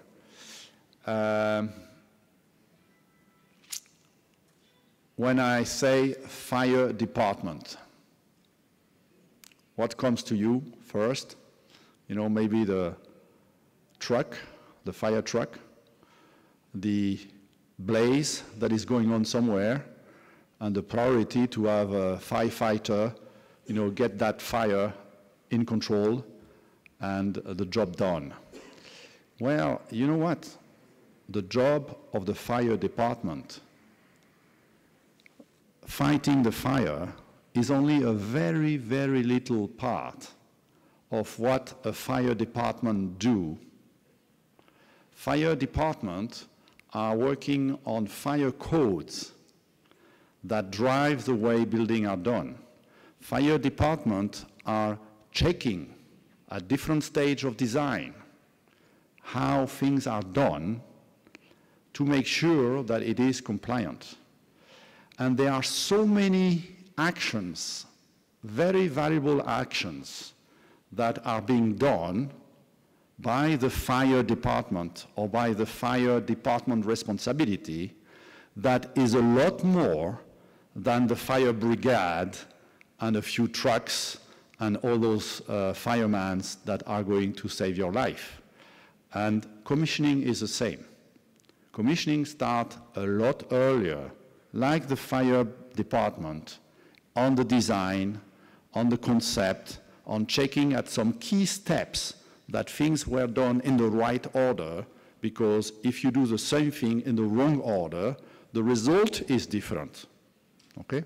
So when we say treat the problem from A to Z, is really to cover the whole step, and keep in mind this image of fire department and all the work they do before. So there are, we need to control all phase, and Cormac will go more in details. You know, we have to look at what is the owner's requirement, what is the objective, okay? We also have to really, as part of the commissioning process, help the owner to express his objective properly. Because saying, I want the best building that cost me less money in running cost and that all the people want to rent is not enough, okay? You have to express those needs with KPIs, with objectives. You have to really make that phase a very good understanding phase in order to succeed. Of course, at one point later on, installation will be part of the scope of commissioning, then the startup, but this is not the end. A proper commissioning, especially in the HVAC world, as you know, the load on the building is not the same in winter and in summer. And there is no way you can properly commission an installation without having load. So proper commissioning means seasonal commissioning, winter condition, summer conditions. So that means that maybe you will get the first person in the building in winter because the building is finished in winter, but the commissioning mission is not finished. There will be a summer commissioning to verify that things are in order. Also, remember, human-centric. As part of the commissioning, we have a phase where when the first people are in the building, they are the best sensor. They are the one that, if you give them the opportunity to provide you feedbacks, you'll have the best collective commissioning team in place. Because when 3 people in the same area of a building, you know, report to you that it's very strange, you know, until 11 o'clock, it's quiet in my office, and at 11 o'clock, you know, I've got a noise coming from somewhere. Well, that kind of information, when it's reaching the people in charge of commissioning, it's bread and butter. It's very easy they understand exactly right away, oh, I know what it is. Because the information was reported by the people in the building, and because you offer them the possibility to report all their sensations, you can transform those sensations on exactly what is the problem. And as you know, fixing a problem, the most difficult part is to identify the problem. Once you have identified the problem, fixing it is a piece of cake. So, how did we came to that point? Well, I want to backtrack a little bit. 20 years ago, the HVAC industry, or maybe 30 years ago, the HVAC industry say, okay, we have to improve our image, okay? The image was not fantastic. So they say, okay, let's focus on the performance of the product. So this is what Eurovent, as a European federation, you know, say, okay, this is a strategy. We are going to focus on the performance of products. Great. They did a company called Eurovent Certified Performance that you may know. We have been certifying the performance of product, 400 brand, 50 about different kind of products. Great. We are 25 years later. We have a good performance certification scheme. Products on the market are much better. But the end result, we still have installations that don't work properly. We still have plenty of places, you go in hotels, airport, and so on, you are not comfortable. It's all too warm, or too cold, or too windy, or plenty of things are wrong. So about 5 years ago, we say, okay, let's try to have a system approach, and let's see that maybe it's good to have good product, but if those good products are integrated in a system the right way, we will improve the overall result. And to do this, so we did create Copilot, and as we were originating from the manufacturing side of products, we team up with REVA. REVA is the European Association of all the National Association of HVAC engineers, or HVAC also all kind of engineers that are involved in delivering those big building projects. And in Turkey, of course, TTMD is the national association member of REVA that is teaming up to put together Copilot. So we had a plan to develop an idea. The idea is making sure that this is not just another idea. Actually, the key success in these projects are related to the fact that we are involving HVAC engineers from many different countries, that the protocol Copilot will be validated and what we call localized in each country. That means it's not a one-size-fits-all approach. Each country will have its own Copilot protocol to make sure that it fits the market, it fits the methodology of work in each country. Of course, it's audit-based. That means that we have this notion of third party that is going to check, okay? Not just paperwork, okay, really checks. And finally, you know, you need to be happy about commissioning. Even though people are going to check on yourself, if there is a reward, if you can have a valuable certificate that demonstrates that this building has been commissioned properly, you like rewards. Everybody likes rewards. The engineers that is going to go through that process like rewards. So he'll get rewards through an independent third-party certification that will provide him value to his work, value to the work of the project in order to make people attracted by this. Because quality and recognition, you know, bring more business, more recognition, and improve the overall job. It's a positive circle. Okay, I will not go in detail on that. So I think I have to switch there, correct? This is the overall concept. We are at the stage where we are going to implement it country by country, and TTMD will be the key player, of course, in this implementation in Turkey.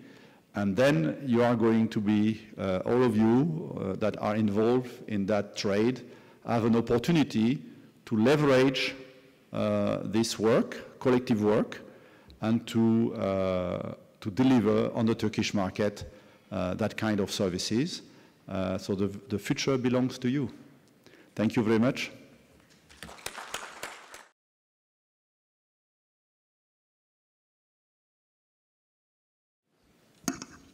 Hello. I would like to echo Eric Melchion's thank you to TTMD. Mine might go even further. First, it's my first time in Turkey, so I'm delighted to be here. And second of all, I have been relying to a strong extent on my Turkish or your Turkish partners, who I will come to and introduce, because what we are doing with Copilot to supervise commissioning is we start off at the start, and that is we say, what should the protocols be? If we're going to look at quality, what things do we look at? To define that, we define it internationally by working with people from different countries, and I'll come through them later on. Those different countries, we have lots of experts, and on the first one, I want to repeat something. There were some things that, let's say, takeaways yesterday, some phrases that were mentioned in different speeches that stuck in my head. And one was when Professor Cornati mentioned TTMD being a leader association within RIVA. Well, similarly, for Copilot, among the most active members we've had participating has been the TTMD experts. Each time they come to Paris, spend 2 days defining protocols with other colleagues. We have 4 experts here, 3 from Turkey, 1 from Hungary who spoke yesterday. Would you mind just standing up, gentlemen, including you, Zoltan, Emre, Junet, and Devrim? Please, up, up, up, up. Zoltan.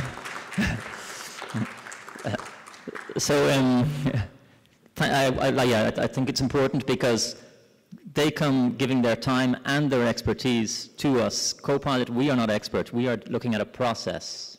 The expertise comes from TTMD and other associations that are members of RIVA. On the other associations, the experts we've been working with so far, there have been experts from Italy, from Spain, Denmark, Latvia, France, Portugal, Hungary. There's other associations that are interested in working when we do localization. So what we do is, number 1, we look internationally, define standard protocols. Number 2, when you're working in Turkey, you probably want to work in Turkish. Maybe you speak English, but maybe some of your colleagues do not. And also, maybe you have particular standards, regulations, building codes that this is being done, to check that it's being done. On the final phase operation, the building is live. First, we have the comfort alert. That's when I said about qualitative feedback, that we'll, the commissioning engineer via us and via our tool will put a tool available to the users of the building, where if they have a problem, they will, in very short, simple, like 3 questions, they say what the problem is, where it is, and when it is. And if we see the tendency of problem in this particular area of the building or a particular type of problem, it gives us a good clue of what the HVAC problem is. So it kind of short circuits It accelerates our way of finding problems. Then we do seasonal testing, winter, summer. In some markets, maybe a humidity, interseason. At the end of all that, we'll ask the commissioning engineer, is he happy? Does he sign off on the project in the way he would normally? Like, is he happy with it? And then, after all that, our job as co-pilot is to say, are we happy with it? Normally, if the commissioning engineer has gone through the process and he sees that he's been doing the things that the process requires, we will be happy with it. Like, as in, it shouldn't be if we're not happy with it, it should not be a surprise to the commissioning engineer, because he will know maybe some big parts of the circuit he has not done. So our idea is not to come in at the end and shock him. And that also reminds me, the idea is a real time. Because we're using this digital tool, rather than some guys who come in and audit at the end, the commissioning engineer is on site all the time, so it's a real-time service. Off-site, that's us. On-site, that's possibly you, it's the commissioning engineers, doing the work they have always done. So, what we think we can do for the profession, first of all, and when I say for the profession, there was an ad when I was young, and it said, it was this millionaire, and he had a bit of an ego, he wanted to be on the television for the ad. And he said, I liked the company so much, I bought the product. And then he said, and it does what it says on the box. Well, lots of things don't do what they say on the box. So that's what we're doing. We're trying to get the quality that says on the box. So the first thing we're going to maybe do to strengthen the whole role of commissioning, which has maybe a problem breaking into the market, is to accredit engineers who are already competent, who've already done commissioning. Certify their projects. Promote their projects on the website. That's a marketing for them. And then help them work more effectively using our tools. I hope I didn't go too fast on that. Then I talked about contracts already, some of the things that we think we can help. The contracts, a database of templates, checklists, and tests. The quantitative and qualitative feedback that we look at the end in operation, these all solve problems. Digitalized records, having a library of things properly organized. For a commissioning engineer, it may not be that important. For a client you have that has lots of buildings, lots of projects, having a standardized way to get access to their information, having historic records and archives of how the building was built is important, and we help with that. We give the third-party independence that can help, particularly when the commissioning engineer is maybe a small guy among the bigger actors. We give that independence. We're off-site, so it's harder to kind of influence and bully us, let's say, and to some extent that can help a commissioning engineer defend his position. We also help with the owner buy-in, which can hopefully help solve one of the problems, which is to get in at the beginning of the project and not to have to come in during construction and backtrack. We don't refuse to do that. We can come in during the construction phase and backtrack. But if the backtracking cannot be done, when I say backtracking, formalize what the objectives are, formalize that the design is okay, then we can't really do the process. And the end idea is to add value. There's obviously a cost for the commissioning engineer. The cost is even more when they work with an independent certifier like us. I don't think there is any other, but the cost is even more working with certification. But to add value, and we saw 80% cost overruns at the beginning of the presentation with Eric Melchion. Even if you only had a 10% saving, a 10% saving on a 2,000 euro a square meter, that already covers the investment in the commissioning engineer. Not to mention the revenue gains we can get, less unoccupied time, higher rent, more comfort, more productivity, etc. So what I say is let's work together. We have our standard processes. You have the expertise. We have digital tools that help you apply your expertise. And the protocols we've developed with GNet, with EMRA, with Devrim, with Zoltan, and others, therefore all the different types of HVAC technologies. We also look at all projects, whether they're new, or those 97% of buildings Eric Melchion talked about at the beginning that are not up to scratch, according to best practice, and all different types of buildings, whether it's a hotel or a hospital or whatever, we can work on different buildings. And that's quite easy for us because we're process-based. To come back to the things we mentioned at the beginning, people-centered, validate, audit, and reward. We think certainly the first part, people-centered. Well, we have a independence which can strengthen the role of the commissioning engineer, as I said. And when the commissioning engineer is looking at the owner, working with us and the protocols, one of the areas where there's a lot of problems is in the interface between trades. So we try and resolve that as well, between HVAC and electricity, etc. When we look at validate, we have lots of ready-to-use templates, controls, subcontract clauses, and so on, and a full package from design to operation. We look at international best practice, and with TTMD for Turkey, we look at local requirements. When we come to audit, we have our standardized process, but we try and make it reasonably flexible as well, because sometimes, for example, design isn't fully completed before some operation. Some of the tasks we have in what we call the design framework could overlap into operation or into installation, construction time. And the real-time aspect with the commissioning engineer on site, we're not saying, do everything and we'll come along afterwards and check it. No, real-time looking at it. And at the end, accredit the engineer and certify the project. So the reward, the carrot at the end, which we certify. And I think that could be it. Yes. Thank you very much.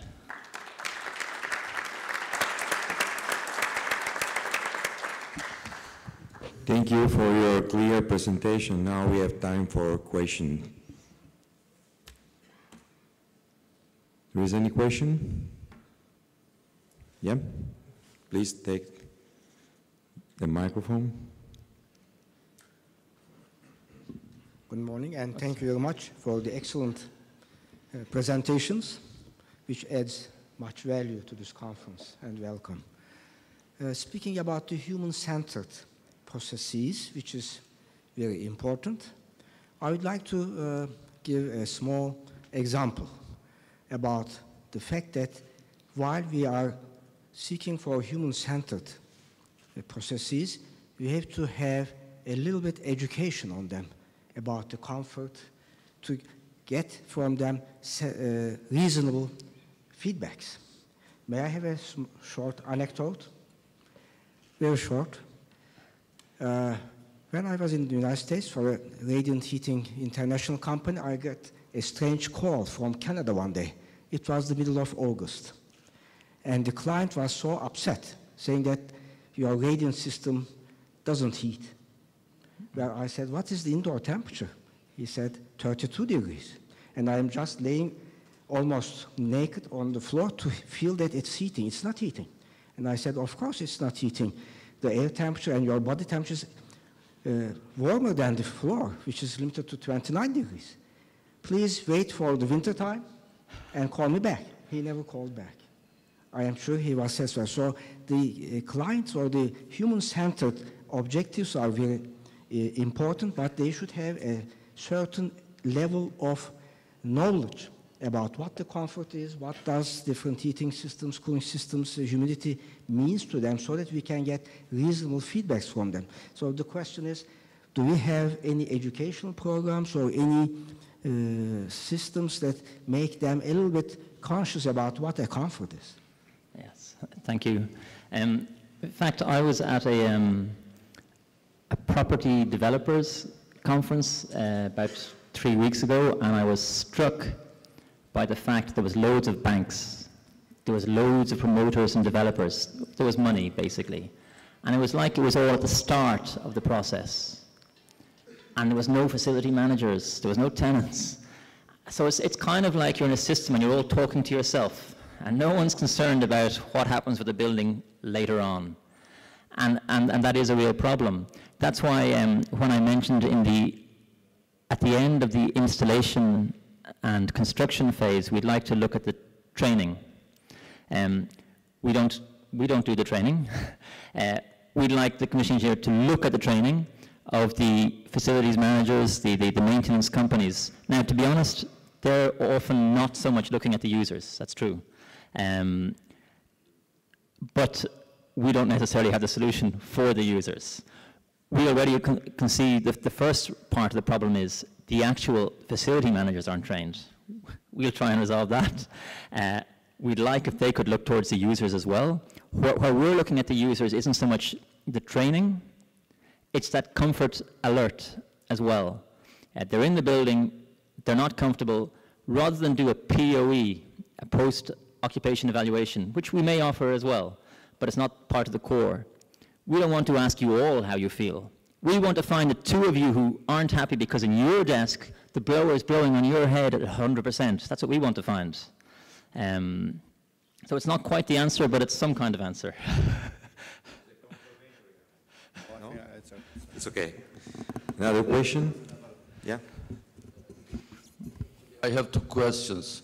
One regarding the scope of commissioning. Will it be limited to the HVAC systems only, or will it be expanded to the facade, to the insulation, to the glasses that has been purchased for the project? And second one, you mentioned about training, but even if you buy a $10 device, there is a user manual. But we are delivering multi-million dollars of buildings, but we are not delivering to the owner a user manual. Whose responsibility will it be? Will commissioning agent will be responsible to develop also a user manual or not? Thank you. Thank you. Wow, the first question, I got a blank. Envelope, commissioning of the envelope too, or not? I got a complete blank. I had the answer, but I've forgotten the question. Okay. Concerning the scope, we are starting with the HVAC scope because we believe this is the area where, which is the most challenging to improve, and it's also the one that directly affect the tenants and the people that are in the buildings, okay? We happen to be also an initiative from the HVAC world, okay? However, as soon as we are successful for this scope, our intention is to team up with other associations, for example, in the plumbing sector, for the water systems, all the technical items that are on the building. However, we will not touch what we call the core or the shell. So it's what we call secondary technical area, which more or less include electricity, water, sewage, fire and safety sometimes, access control, BMS, HVAC, and I think I've covered it all. Usually elevator are a self-standing, it's a commodity now, okay, so we don't touch that. So this is the scope that this project will evolve as needs arise. And the second question, which I noted down because I got a very bad memory training. Yeah, systems manuals and the likes. The commissioner should, we think, we'll have it in our process, the commissioner should control the compilation of those manuals. He's not doing everything himself, he's getting other guys to do it, but yeah, he's signing off that has been done. That, for example, in the whole documentation we want to have is documents with guarantees for the different products, with what training has been done, with how the product should be used, with the manufacturer's manuals and so on. That they should all be documented. And I mentioned earlier the archives, the records that we'll have on the system that you and your clients can refer to in the future. That's obviously a key one, because 2 years down the road and you want to do something, change a system, look at something, well, you have that archive with the document. Okay, here's the last question. Actually, it is not a question. I would like to thank both of you, because this is very important for us, I believe. And there were many misunderstandings what is commissioning. And you very clearly defined what it is, and I would like to thank you. Then afterward, we had to understand in our part this concept and this idea. And another very important part of the picture is the state or state investment. This is another big problem of ours, and if we would like to manage these state investments in a correct way, this will help, this concept will help us very, very great extent. Thank you. Thank you. Can I ask you, what do you mean by state investment?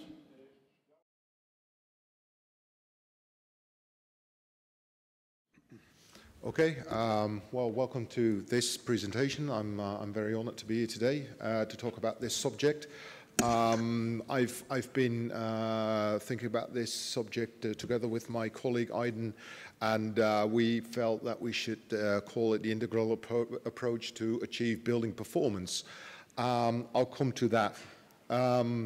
I want to start off with a small introduction, a little bit about us, so you have some understanding what our background is, but predominantly about the subject. And then I want to go a bit more in depth into commissioning, and especially all the elements that are involved. Who am I? I'm Andre van Tongeren. My background is I have a bachelor's degree in mechanical building services, electrical building services, and over time into business administration. My colleague Aydin has a degree in architecture and building physics.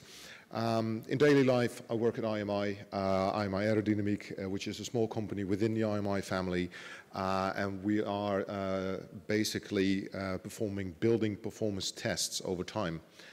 We're involved in the Dutch Contamination Control Society, and from that point of view, we're involved into ISO, into standardization, especially into ISO TISO 209, Working Group 3, which deals with test methods on clean rooms and controlled environments, and an ISO TISO 209 Working Group 4, which deals with design, construction, and operation of clean rooms and controlled environments. Company-wise, we are doing commissioning over 40 years now. On an average, we have 2,500 projects a year on whatever topic, whether that's testing, adjusting, and balancing, whether that's testing the building envelope or plumbing systems or whatever. Over time, we see that commissioning gains more attention. We can see that as a company, we got more questions, and that leads to a very good growth. What it tells us is that there is more emphasis on building performance today than 10 years and 20 years ago. So we've got better techniques to test the building performance, but also people are more interested about their well-being and about the environment that they work in, they live in, or where they make their products or their medicines, or where they take care of their people. So in the end, we have about 80 engineers in the field commissioning on a daily basis. That's a little bit about us. When I started in the industry about, let's say, 16 years ago, we were already highly involved into commissioning. That was, for me, an interesting starting point. And already in these days, if you looked into this subject, there's a lot of information about commissioning. There are guidelines, there are papers about commissioning. There are societies that deal with commissioning. Some of them are here on the screen. That could be local societies, also societies that work over the world. So there's lots of information, and to me it always felt like a very dense forest, and somewhere out there there's the light and I will get the hang of it. But at that time it felt very dense, and it's like quicksand. The more you move into the subject, the deeper you go in, but you're not sure that you will come up. When we talked about this topic and what to tell you guys, because everybody here are good engineers and are very experienced, we thought, well, maybe it's good to put some theory into practice, because that's ultimately, as a company, what we do. So let's give that a try. Everybody, I believe everybody knows this area in the world. It's a very interesting place. It's the Bermuda Triangle. Strange things happen there. Planes never land on their airfield as intended. Ships never come back to their ports.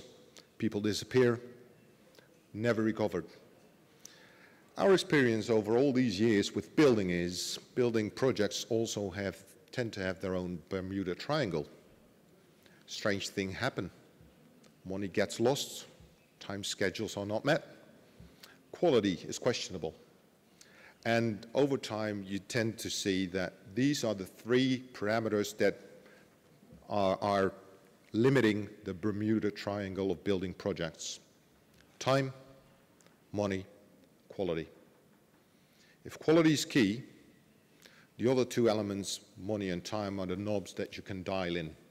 So if you want good quality, over time, over and over again, it means that we're not meeting our scheduled deadline, or we're not meeting the project budget, or both of them. One of the earlier speakers, one of the first speakers said, well, it has to do with money as well. And that's the strain as well. So if you want to be on budget and on time, what tends to happen is that we take shortcuts, which leads to less quality as intended.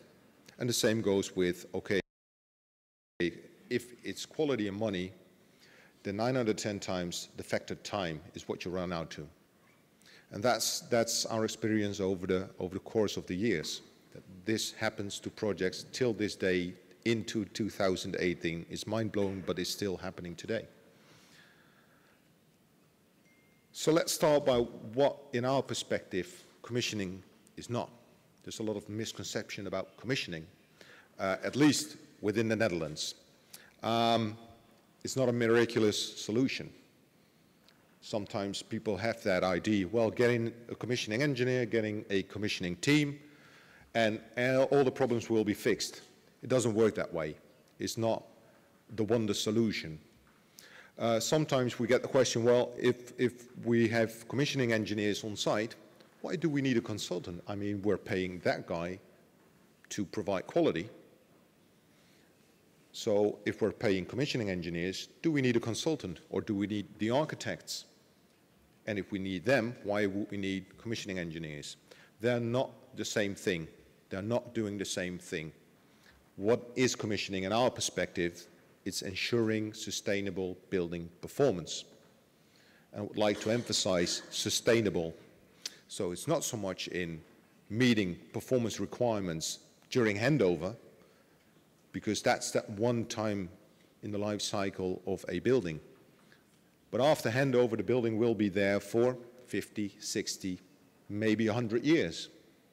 And you want that building to perform throughout the course of its life cycle. So it should be sustainable, not only at handover, but throughout the course of the life cycle. What is an importance, very important element in commissioning? It has been mentioned before, but it's the reality, it's our reality as well. When do you start to commission buildings? You could start at very different stages. The reality is that commissioning 9 out of 10 times starts all the way in the end of the project. When the building is there, the building services are there, whether they're mechanical or electrical, the plumbing system is there, and then it's more setting to work and adjusting it. But at that time, if you start commissioning then, you will have no impact on design choices.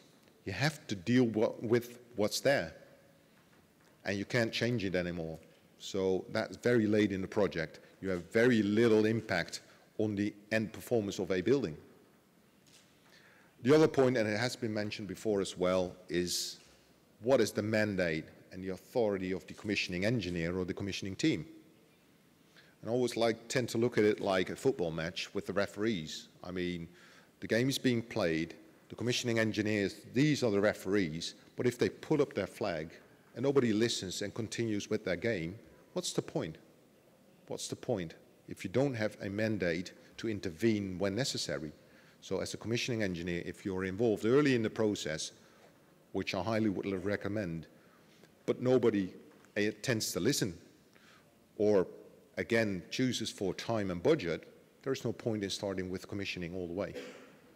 So I think that's very key. The starting point of commissioning, where in the process will we start with commissioning building and building services?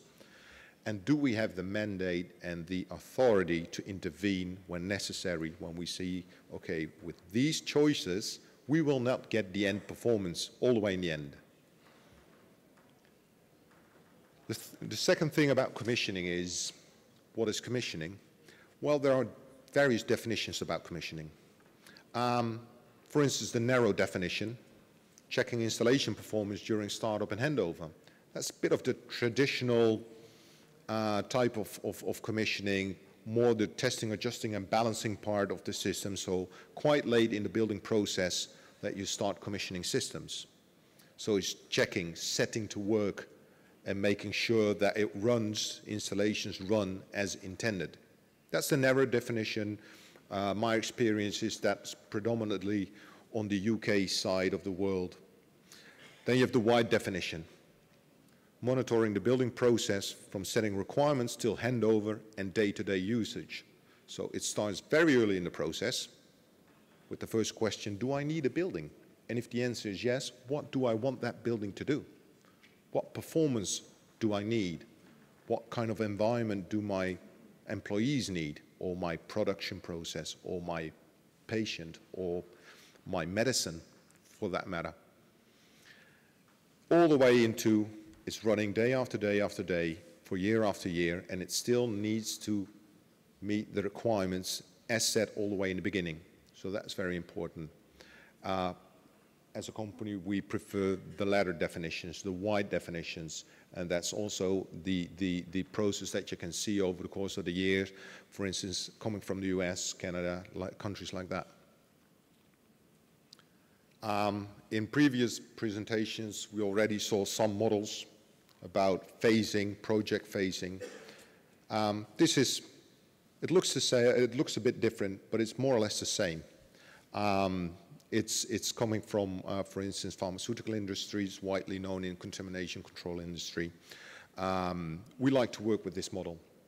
It's more or less, well, it's the same as the diagrams that we've seen till this far.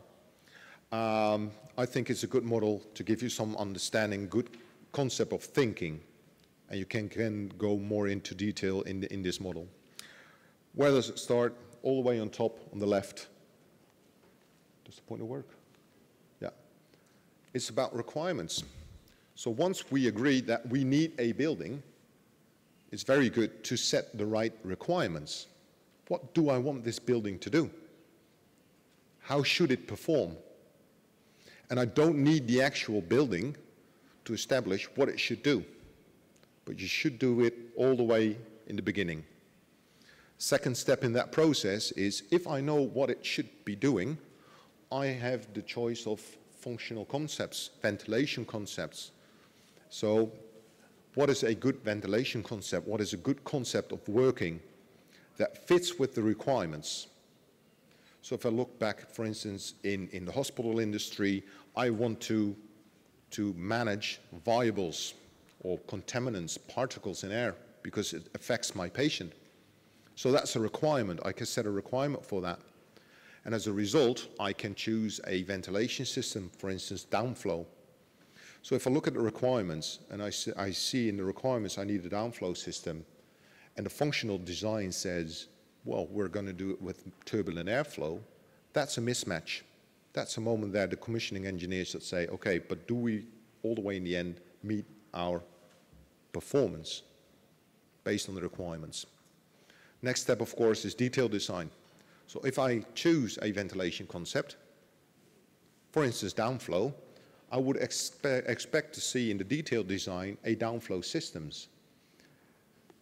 We've seen a lot of cases that the functional design is downflow, and the detailed design, you can see several grills, and it turned out to be some kind of mixed flow. So the commissioning engineer should be the one saying, guys, something's wrong here. The detailed design is a very poor reflection of the functional design. This will not work.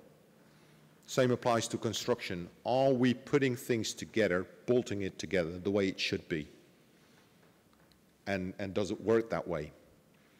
So the point is, you can see the model going all the way left, all the way to construction. It should be a logical cascade from the first idea, what do I want my building to do, all the way in the end, building it. The model goes up as well. So once everything is there, the building is there, the HVAC systems are there, the electrical systems are there. Step is, did we put in there what we agreed to put in there? And that sounds like an open door. Our experience is that also during construction, companies make choices and put something else in there than detailed in the detailed design. So that's step one. And step two is, if all the components that we agreed that should be in there, are they working the way they should be? And also that is a very open door, but the reality also in 2018 is they don't always work the way they should be. The other experience that we have is, especially in commissioning, is that people tend to commission this stage, whereas they should have checked this stage first. So there's no point in checking performance before checking, are the components that should be there actually there? And again, it's an open door, but that's the reality until 2018 as well. All the way in the end, you have performance, the actual performance. So that's the model. What is interesting to us is performance here verifies user requirements. These are linked to each other. So no point in testing here and trying to prove the user requirements. That's performance. Functional design is checked by operational qualification and verification. Detailed design is checked by installation, verification, or qualification. These are linked together. And if you do this in a different order, you're checking things without knowing if it leads to a good result. So that's very important. It's quite simple to grasp. Then the next challenge is, I can apply this to an HVAC system. But we also have the building construction, and we have the electrical systems as well. And the combination of these three aspects of a building, these three aspects lead to building performance. Not only the HVAC system, not only the building envelope leads to performance, the combination of the building services mechanical, and the building services electrical lead to building performance. And building performance consists in environmental performance and energy performance. And our experience is that a lot of people solely look at or the building, or just the building services, or just the electrotechnical services, or are focused on energy performance, or are focused on indoor environmental performance, where the reality is they're all linked. So I can have the Rolls-Royce of installations. If my building envelope doesn't function the way it should be, I will have a poor building performance. I can have the best building and a very poor quality installation, and the result will be poor as well.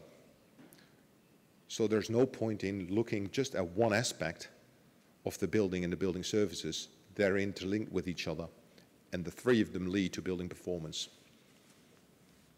So we would like to make a strong case to, and that was one of the questions, not only look at the installations. I do understand that an HVAC society is predominantly aiming at that, but it also starts with the enclosure. Is the building itself doing what it's supposed to be doing? And there are already, within Europe, a lot of standards dealing with this subject. There are a lot of companies that do perform these kind of tests. And it's really worthwhile to put some effort in these, because in a lot of cases where the building is not performing well, it's not so much the mechanical building services, it's actually the building itself. But once the building is there, that's a given. And the only result, if it's a poor result in building performance, the only parameter left is dealing with the HVAC system and tweaking it out and rebalancing it, maybe see if you can fix things with building automation systems, stuff like that. But it's actually trying to fix something with the HVAC system that has gone wrong with the building enclosure itself. Why is it good to emphasize on tests like these? Well, once everything is installed, this is an operating theater, for instance, it all looks very nice and shiny and new. And the problem is, in the construction phase, it looks like this. A lot of ducting, a lot of mechanical stuff there, piping, electrical stuff. If you do not deal with this in an early stage, once everything in, you cannot fix it anymore. So you need to do this very early in the process. Because our experience is, once it looks like this, and it turns out that the building is not performing the way it should be, typically the owner will say, but we're not going to take out the ceiling again, we're not going to fix these construction issues, so we need to deal with it with the HVAC system, with the control systems. Where in the reality the problem is the building itself. Look at the numbers, look at the data. So not only look at, is it being tested, is there a report, but actually look at the data in the report. Because it tells you quite a lot, actually. It tells you about the quality of the testing. It tells you about, do we have dynamic leaks in a building or not? Or do we have natural overpressure or not? So it's really worthwhile to go into the details. Why? Because a lot of things you don't see. A lot of things are hidden behind that ceiling. It looks nice, but does it work the way it should be? If you take a thermal image of a wall, you can see the issues.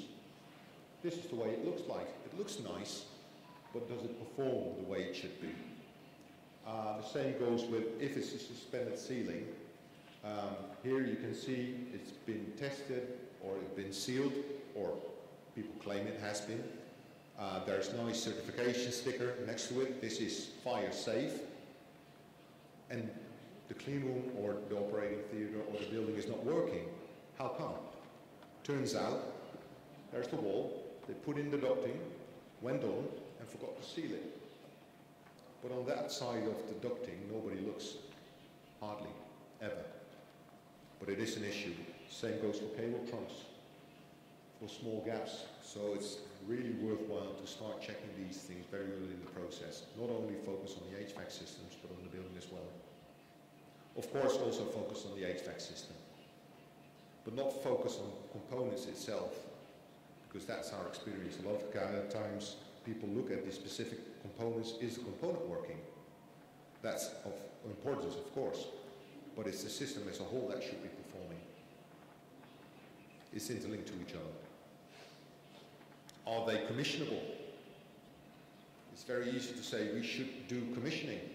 I'm very happy to hear that in other countries it will be mandatory to commission.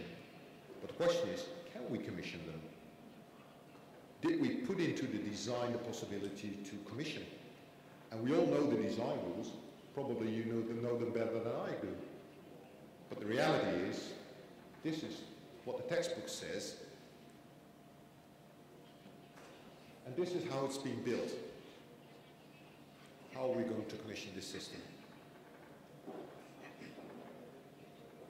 And once they can be commissioned, are they set up in the right way?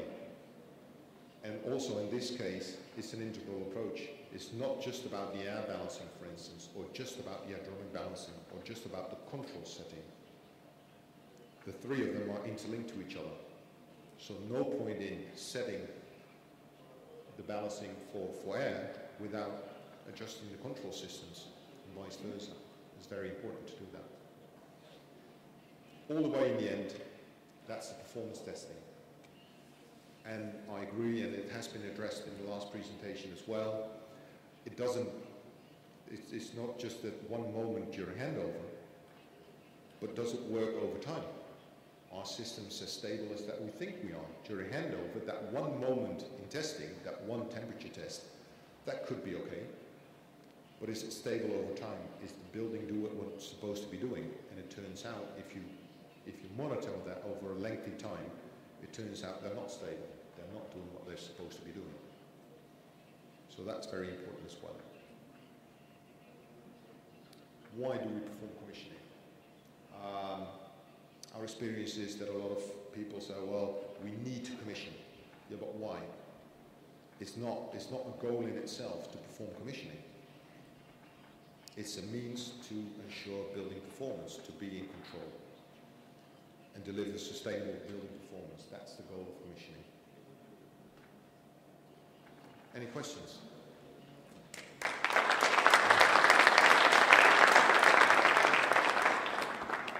Thank you for your presentation. If there is any question from the floor.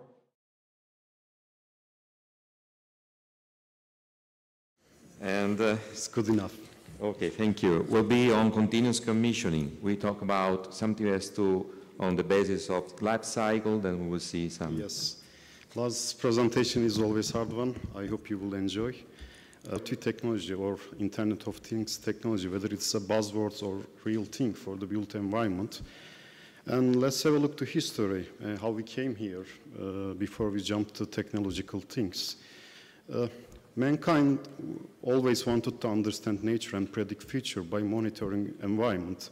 So,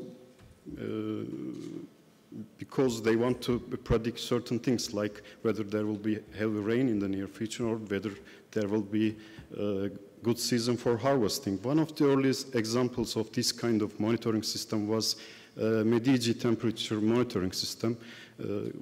It is established in Renaissance Italy, Florence, by two Medici brothers. Both were students of Galileo, and they want to understand whether the climate is changing between countries, between rural and the mountain areas. So they have a basic understanding about how the temperature is changing, and they use this information for their trade activity, actually.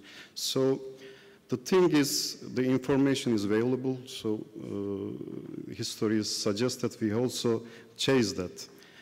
When we came to the internet age, we have amazing opportunities to collect information about everything, actually, about human behavior, about buildings. So in 1989, there was a conference, Interop conference. John Romkey connected a toaster to the internet, which is regarded as the first internet-connected machine, actually. When we came to 1993, a group of scientists from the Cambridge University connected a camera to the internet. Their intention to monitor basically coffee pots, whether the coffee pot is full or not. They are basically lazy. They don't want to go until the room to check the coffee pot. But this was the first webcam, actually. It is invented for a coffee. When we came to 1999, Kevin Ashton, he was an engineer in Procter & Gamble that time, working on the RFID technology. First mentioned the Internet of Things, and from that time, we are still discussing this technology. And I think the most important one and the description is here, because when Xiaobao, the previous Chinese president, described Internet of Things as a wisdom of the earth, I think he is referring to this information or the knowledge side of the issue, because the data is very valuable today, and China is one of the first world leader one of the leaders of the IoT technology. They are developing everything actually.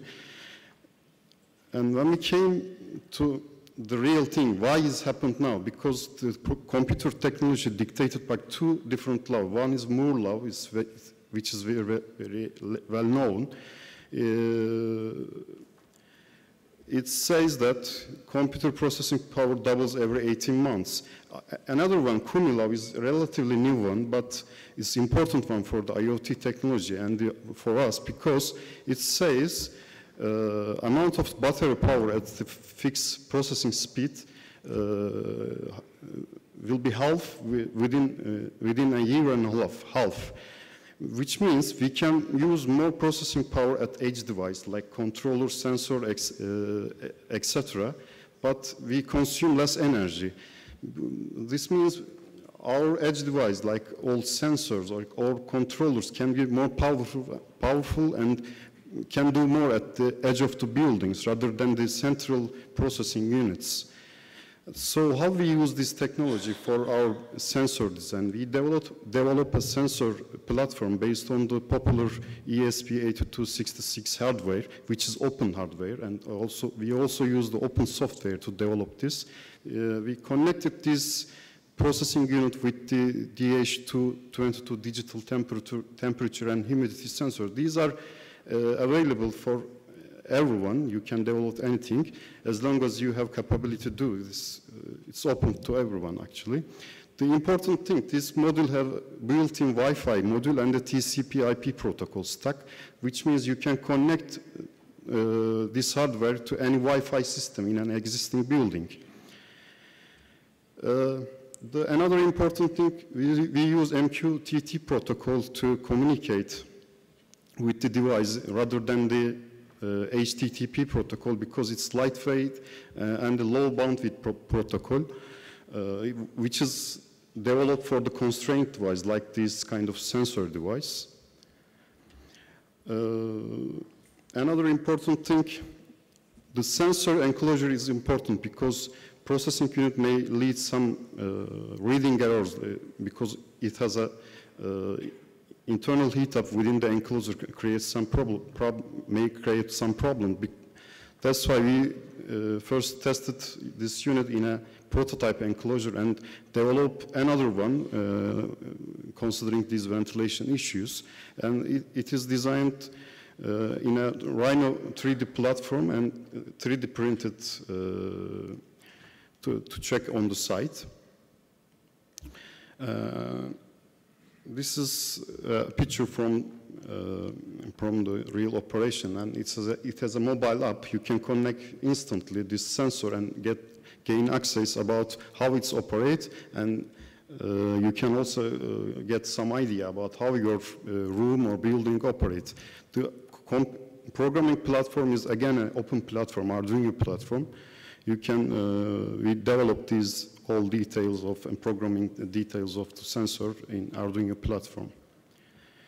And case study, we selected an hospital as a case study, not an entire hospital, but there were some specific room, right, like medicine room, and temperature was checking in this room by manual sensor, manual digital sensor,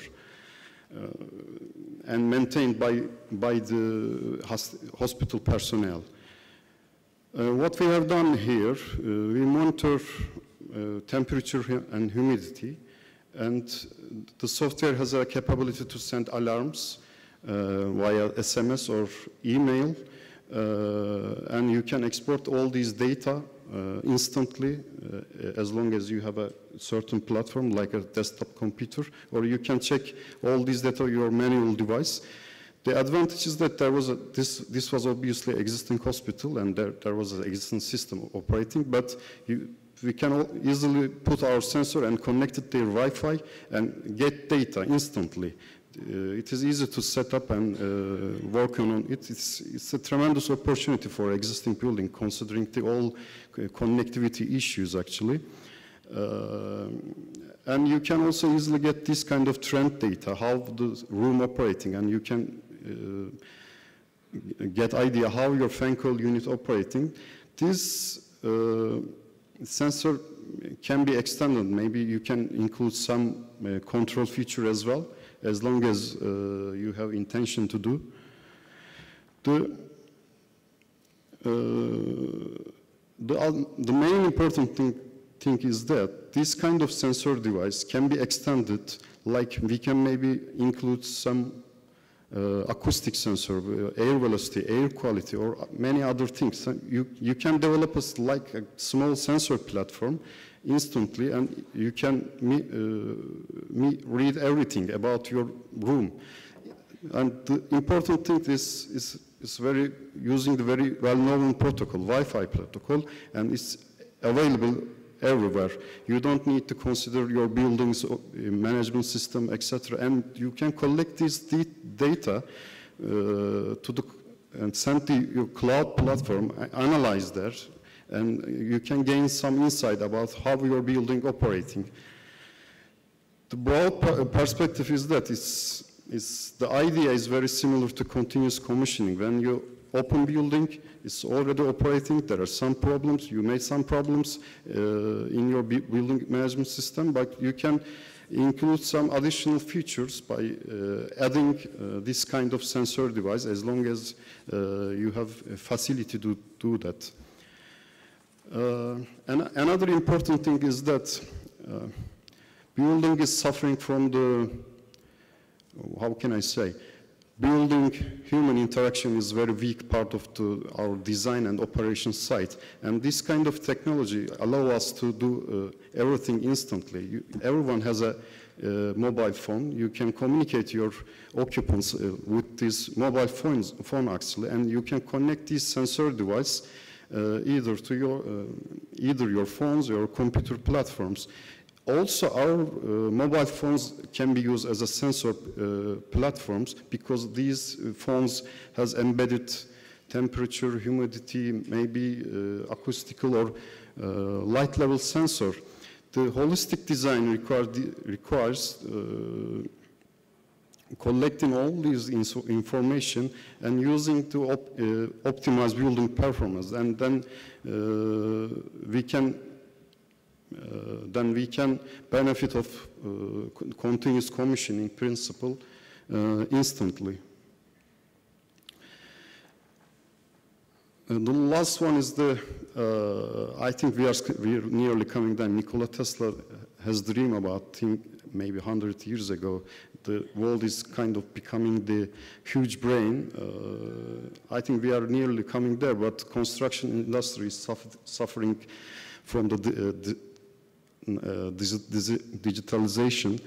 McKinsey has a great report, and they are saying we are lagged behind.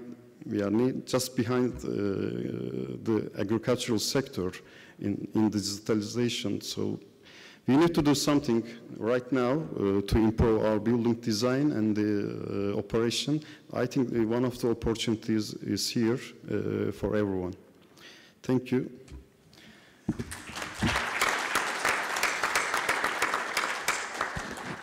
Thank you for your presentation. There is any question on IoT applied to commissioning? Yeah, please come to the microphone.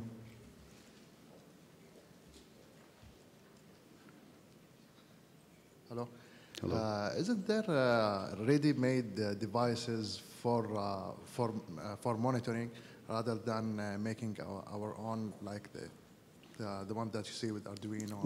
What device? I couldn't get actually. The ready-made monitoring devices. Yes. To help us in commissioning, rather than making our own in-house device, like with Arduino or something like that. You mean, I couldn't get the question actually. I am unable to hear. Can I? ready-made devices, sensors, and systems. I mean, you need a commercial product like this one. Yeah. Yes, they are available, but the important thing is these are, you can do anything with the open devices, actually. I like the open device and open data. My intention to, if we are talking about improve buildings, this data must be open to everyone, to understand how the building really operating rather than certifying buildings and creating fancy, let's say, certification protocols. I believe this is important. Data must be open and platform must be open, and rest of it, it's up to you. You can do anything. But there are available many commercial products. There are also some commercial products based on these open platforms, actually. Thank you. There is any other question? Then I would like to thank the presenter. For first presentation. and I would like to have all the speakers around me. I have to give a certificate of appreciation to you, and maybe a picture has to be taken.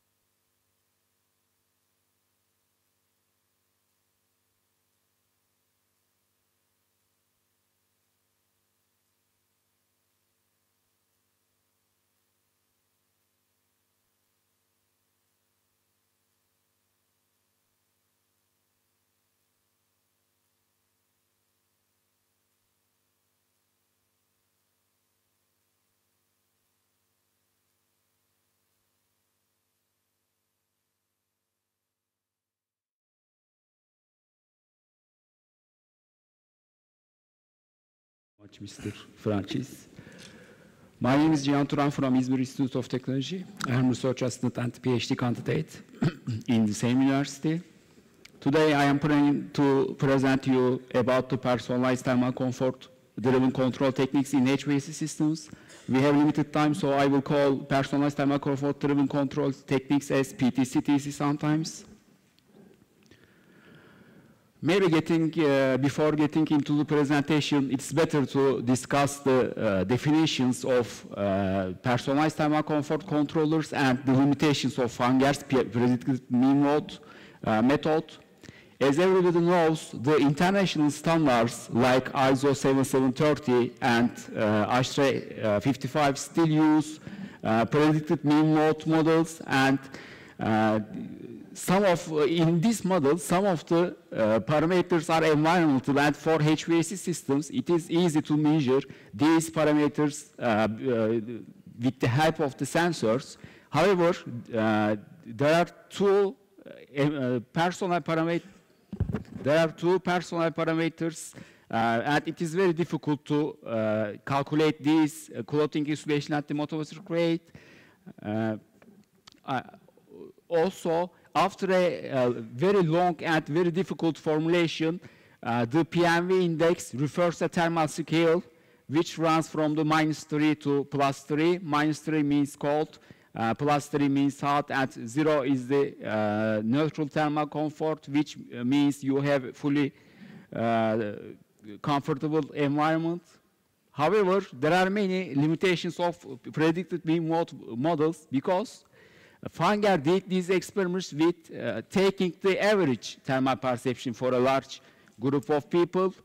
In the first experiments, the occupants were college students, and then he added some elderly people in moderate climate zones. But how about the thermal sensation of the disabled people or children, thermal sensation of the children? So these all occupants were healthy people. After the development of the adaptive thermal comfort, which means that in non-air conditioned buildings, which means that the occupants can react with the environment by opening the window or changing the clothes. Fanger decided to expand his PMV method. However, individual differences such as gender and age and the thermal sensations of the people in different climate zones are still neglected in this PMV methods. Even if you are in the same gender and in the same age, your thermal sensation of the occupants can be different. So taking into account the predicted mean mode, PTC-DC uses actual mean mode, which means the mean value of your thermal sensation. The researchers say that there is always gap between the actual mean mode and predicted mean mode, and this, the reason of this gap could be the individual differences. How do we obtain the actual mean mode to the HVAC systems? We obtain AMVs with making surveys. In the first studies, we were doing it with survey papers, but after that, with the development of the technology, we are doing this with the help of the mobile applications or with the tablets. As you know, the main purpose of the HVAC systems is to maintain the thermal comfort, and energy is coming second. Since 1930s, HVAC systems uses thermostats. So what can occupants do with these thermostats? They can just change the temperature. After that, following the thermostat, researchers have found artificial intelligent controllers, which are artificial neural networks, fuzzy logic, or model predictive controllers, but they need a mathematical model of both HVAC systems and the thermal comfort of sensation. So it is very, very difficult to derive these models. And model predictive controllers are new trends since 2000s. However, they require building models, and these controllers are proceeding optimization procedures, so it is difficult to apply in larger buildings.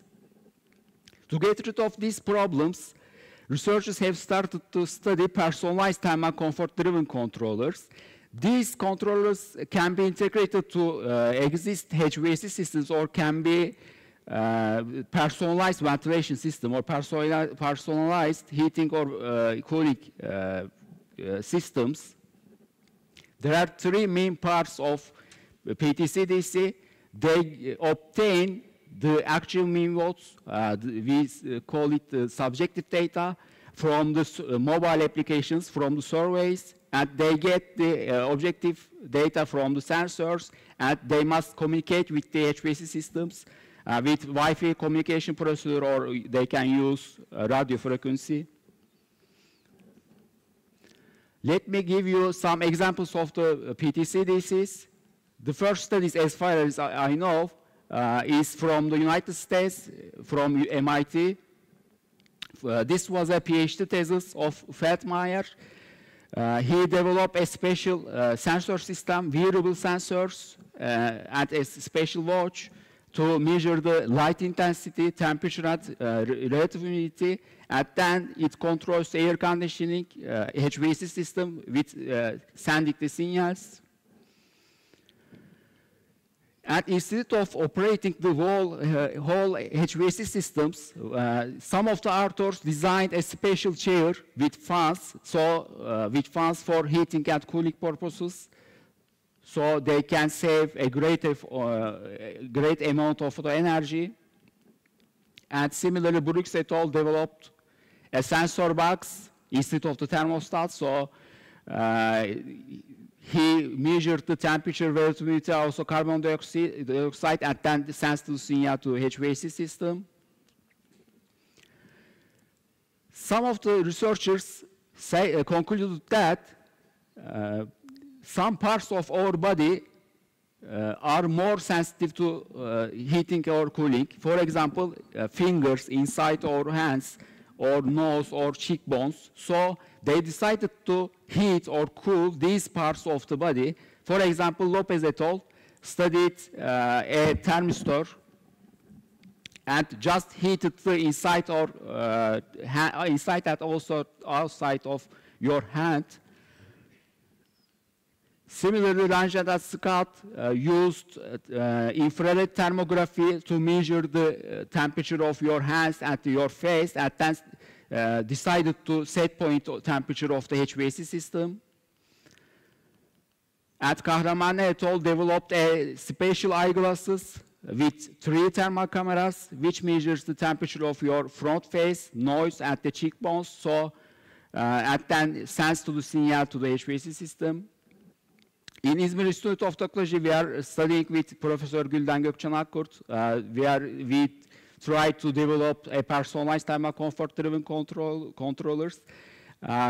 This is an ongoing project, so this will be like thermal comfort modem. So you will put this modem on your table in a small office, for small office. It measures the temperature, humidity, and oxygen concentration because our case building is very small. So the indoor air quality parameters are affecting your thermal comfort. And there will be a mobile application which asks you your name and your garments and your thermal satisfaction in that environment, so that it stores your data, your thermal sensation in a web server. And with a fuzzy logic estimation model, it estimates automatically operates the air conditioner. Some of the personalized thermal comfort-driven controllers are commercialized. For example, nowadays many combis or many air conditioners can be programmed with your mobile application. And this device is using the Peltier effect.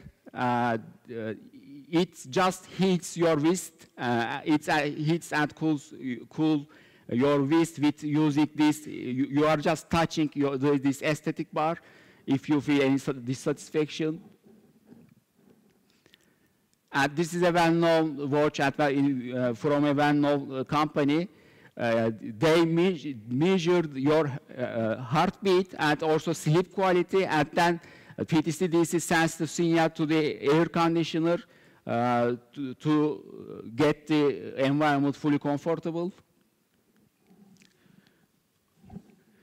To conclude my presentation, PTC-DC can provide a comfortable and healthy environment with respect to individual needs of the users, and can save energy up to 40% because they don't use the whole HVAC system. Instead of they just heat or cool your individual users. And with the development of the technology, these prototypes can be lighter, cheaper, and more efficient. Thank you very much. Thank you very much. We have time for 1 or 2 short questions about this using of IT in the comfort sensing, let's say. Yavan, please. Okay, just first a comment. I think your review is a little bit unfair to the work of Professor Fanger. In reality, it's not what you wrote, because PMV is based on the response of 1,300 people. And Professor Fanger, I know, he was careful enough to have people coming from Africa by airplane, and they enter in the climatic chambers to reply. So he was very careful about the effect of age, the effect of gender, and so on. So it's, I think it's unfair to write that PMV has this problem. The other thing is, I think when you are using this actual mean vote, mostly we are asking about the preference, and preference is not exactly the same thing as neutrality. So we should be careful, because PMV, it's like the mean vote of a large number of people. And so not everybody will respond the same way. But what we use is the vote of an average person. Okay, and finally, these personalized systems, I think it's also fair that we consider all the work carried out by the team of Arsen Melikov in TTU, who started like almost 25 years or 20 years ago dealing with this subject. Finally, I think that these devices to control the system, in case they don't measure the operative temperature or something related to the mean radiant temperature, yes, many times they will fail. Because in our heat balance, the most important part, most of the time, is radiation. And so this is something to take into account. Yes, our office buildings are very small, so mean radiant temperature is more important than air temperature. It affects the thermal comfort very well. Yes. One short question, please. You're welcome. Is there any, I would like to ask Carlos, is there any mathematical model that including gender and age in the PMV calculation? Yes, but no. The PMV was made, and I agree with Manuel, with a large statistic panel. And as Manuel said, Professor Fanger was careful enough to have a representative panel. So he had people from different regions and a mix of gender or female. But the PMV is a statistical answer. It's not applicable to one single people. That's why you have discrepancy. That's completely normal. So that was the point. Thank you. I think we have to continue, but it's very nice presentation.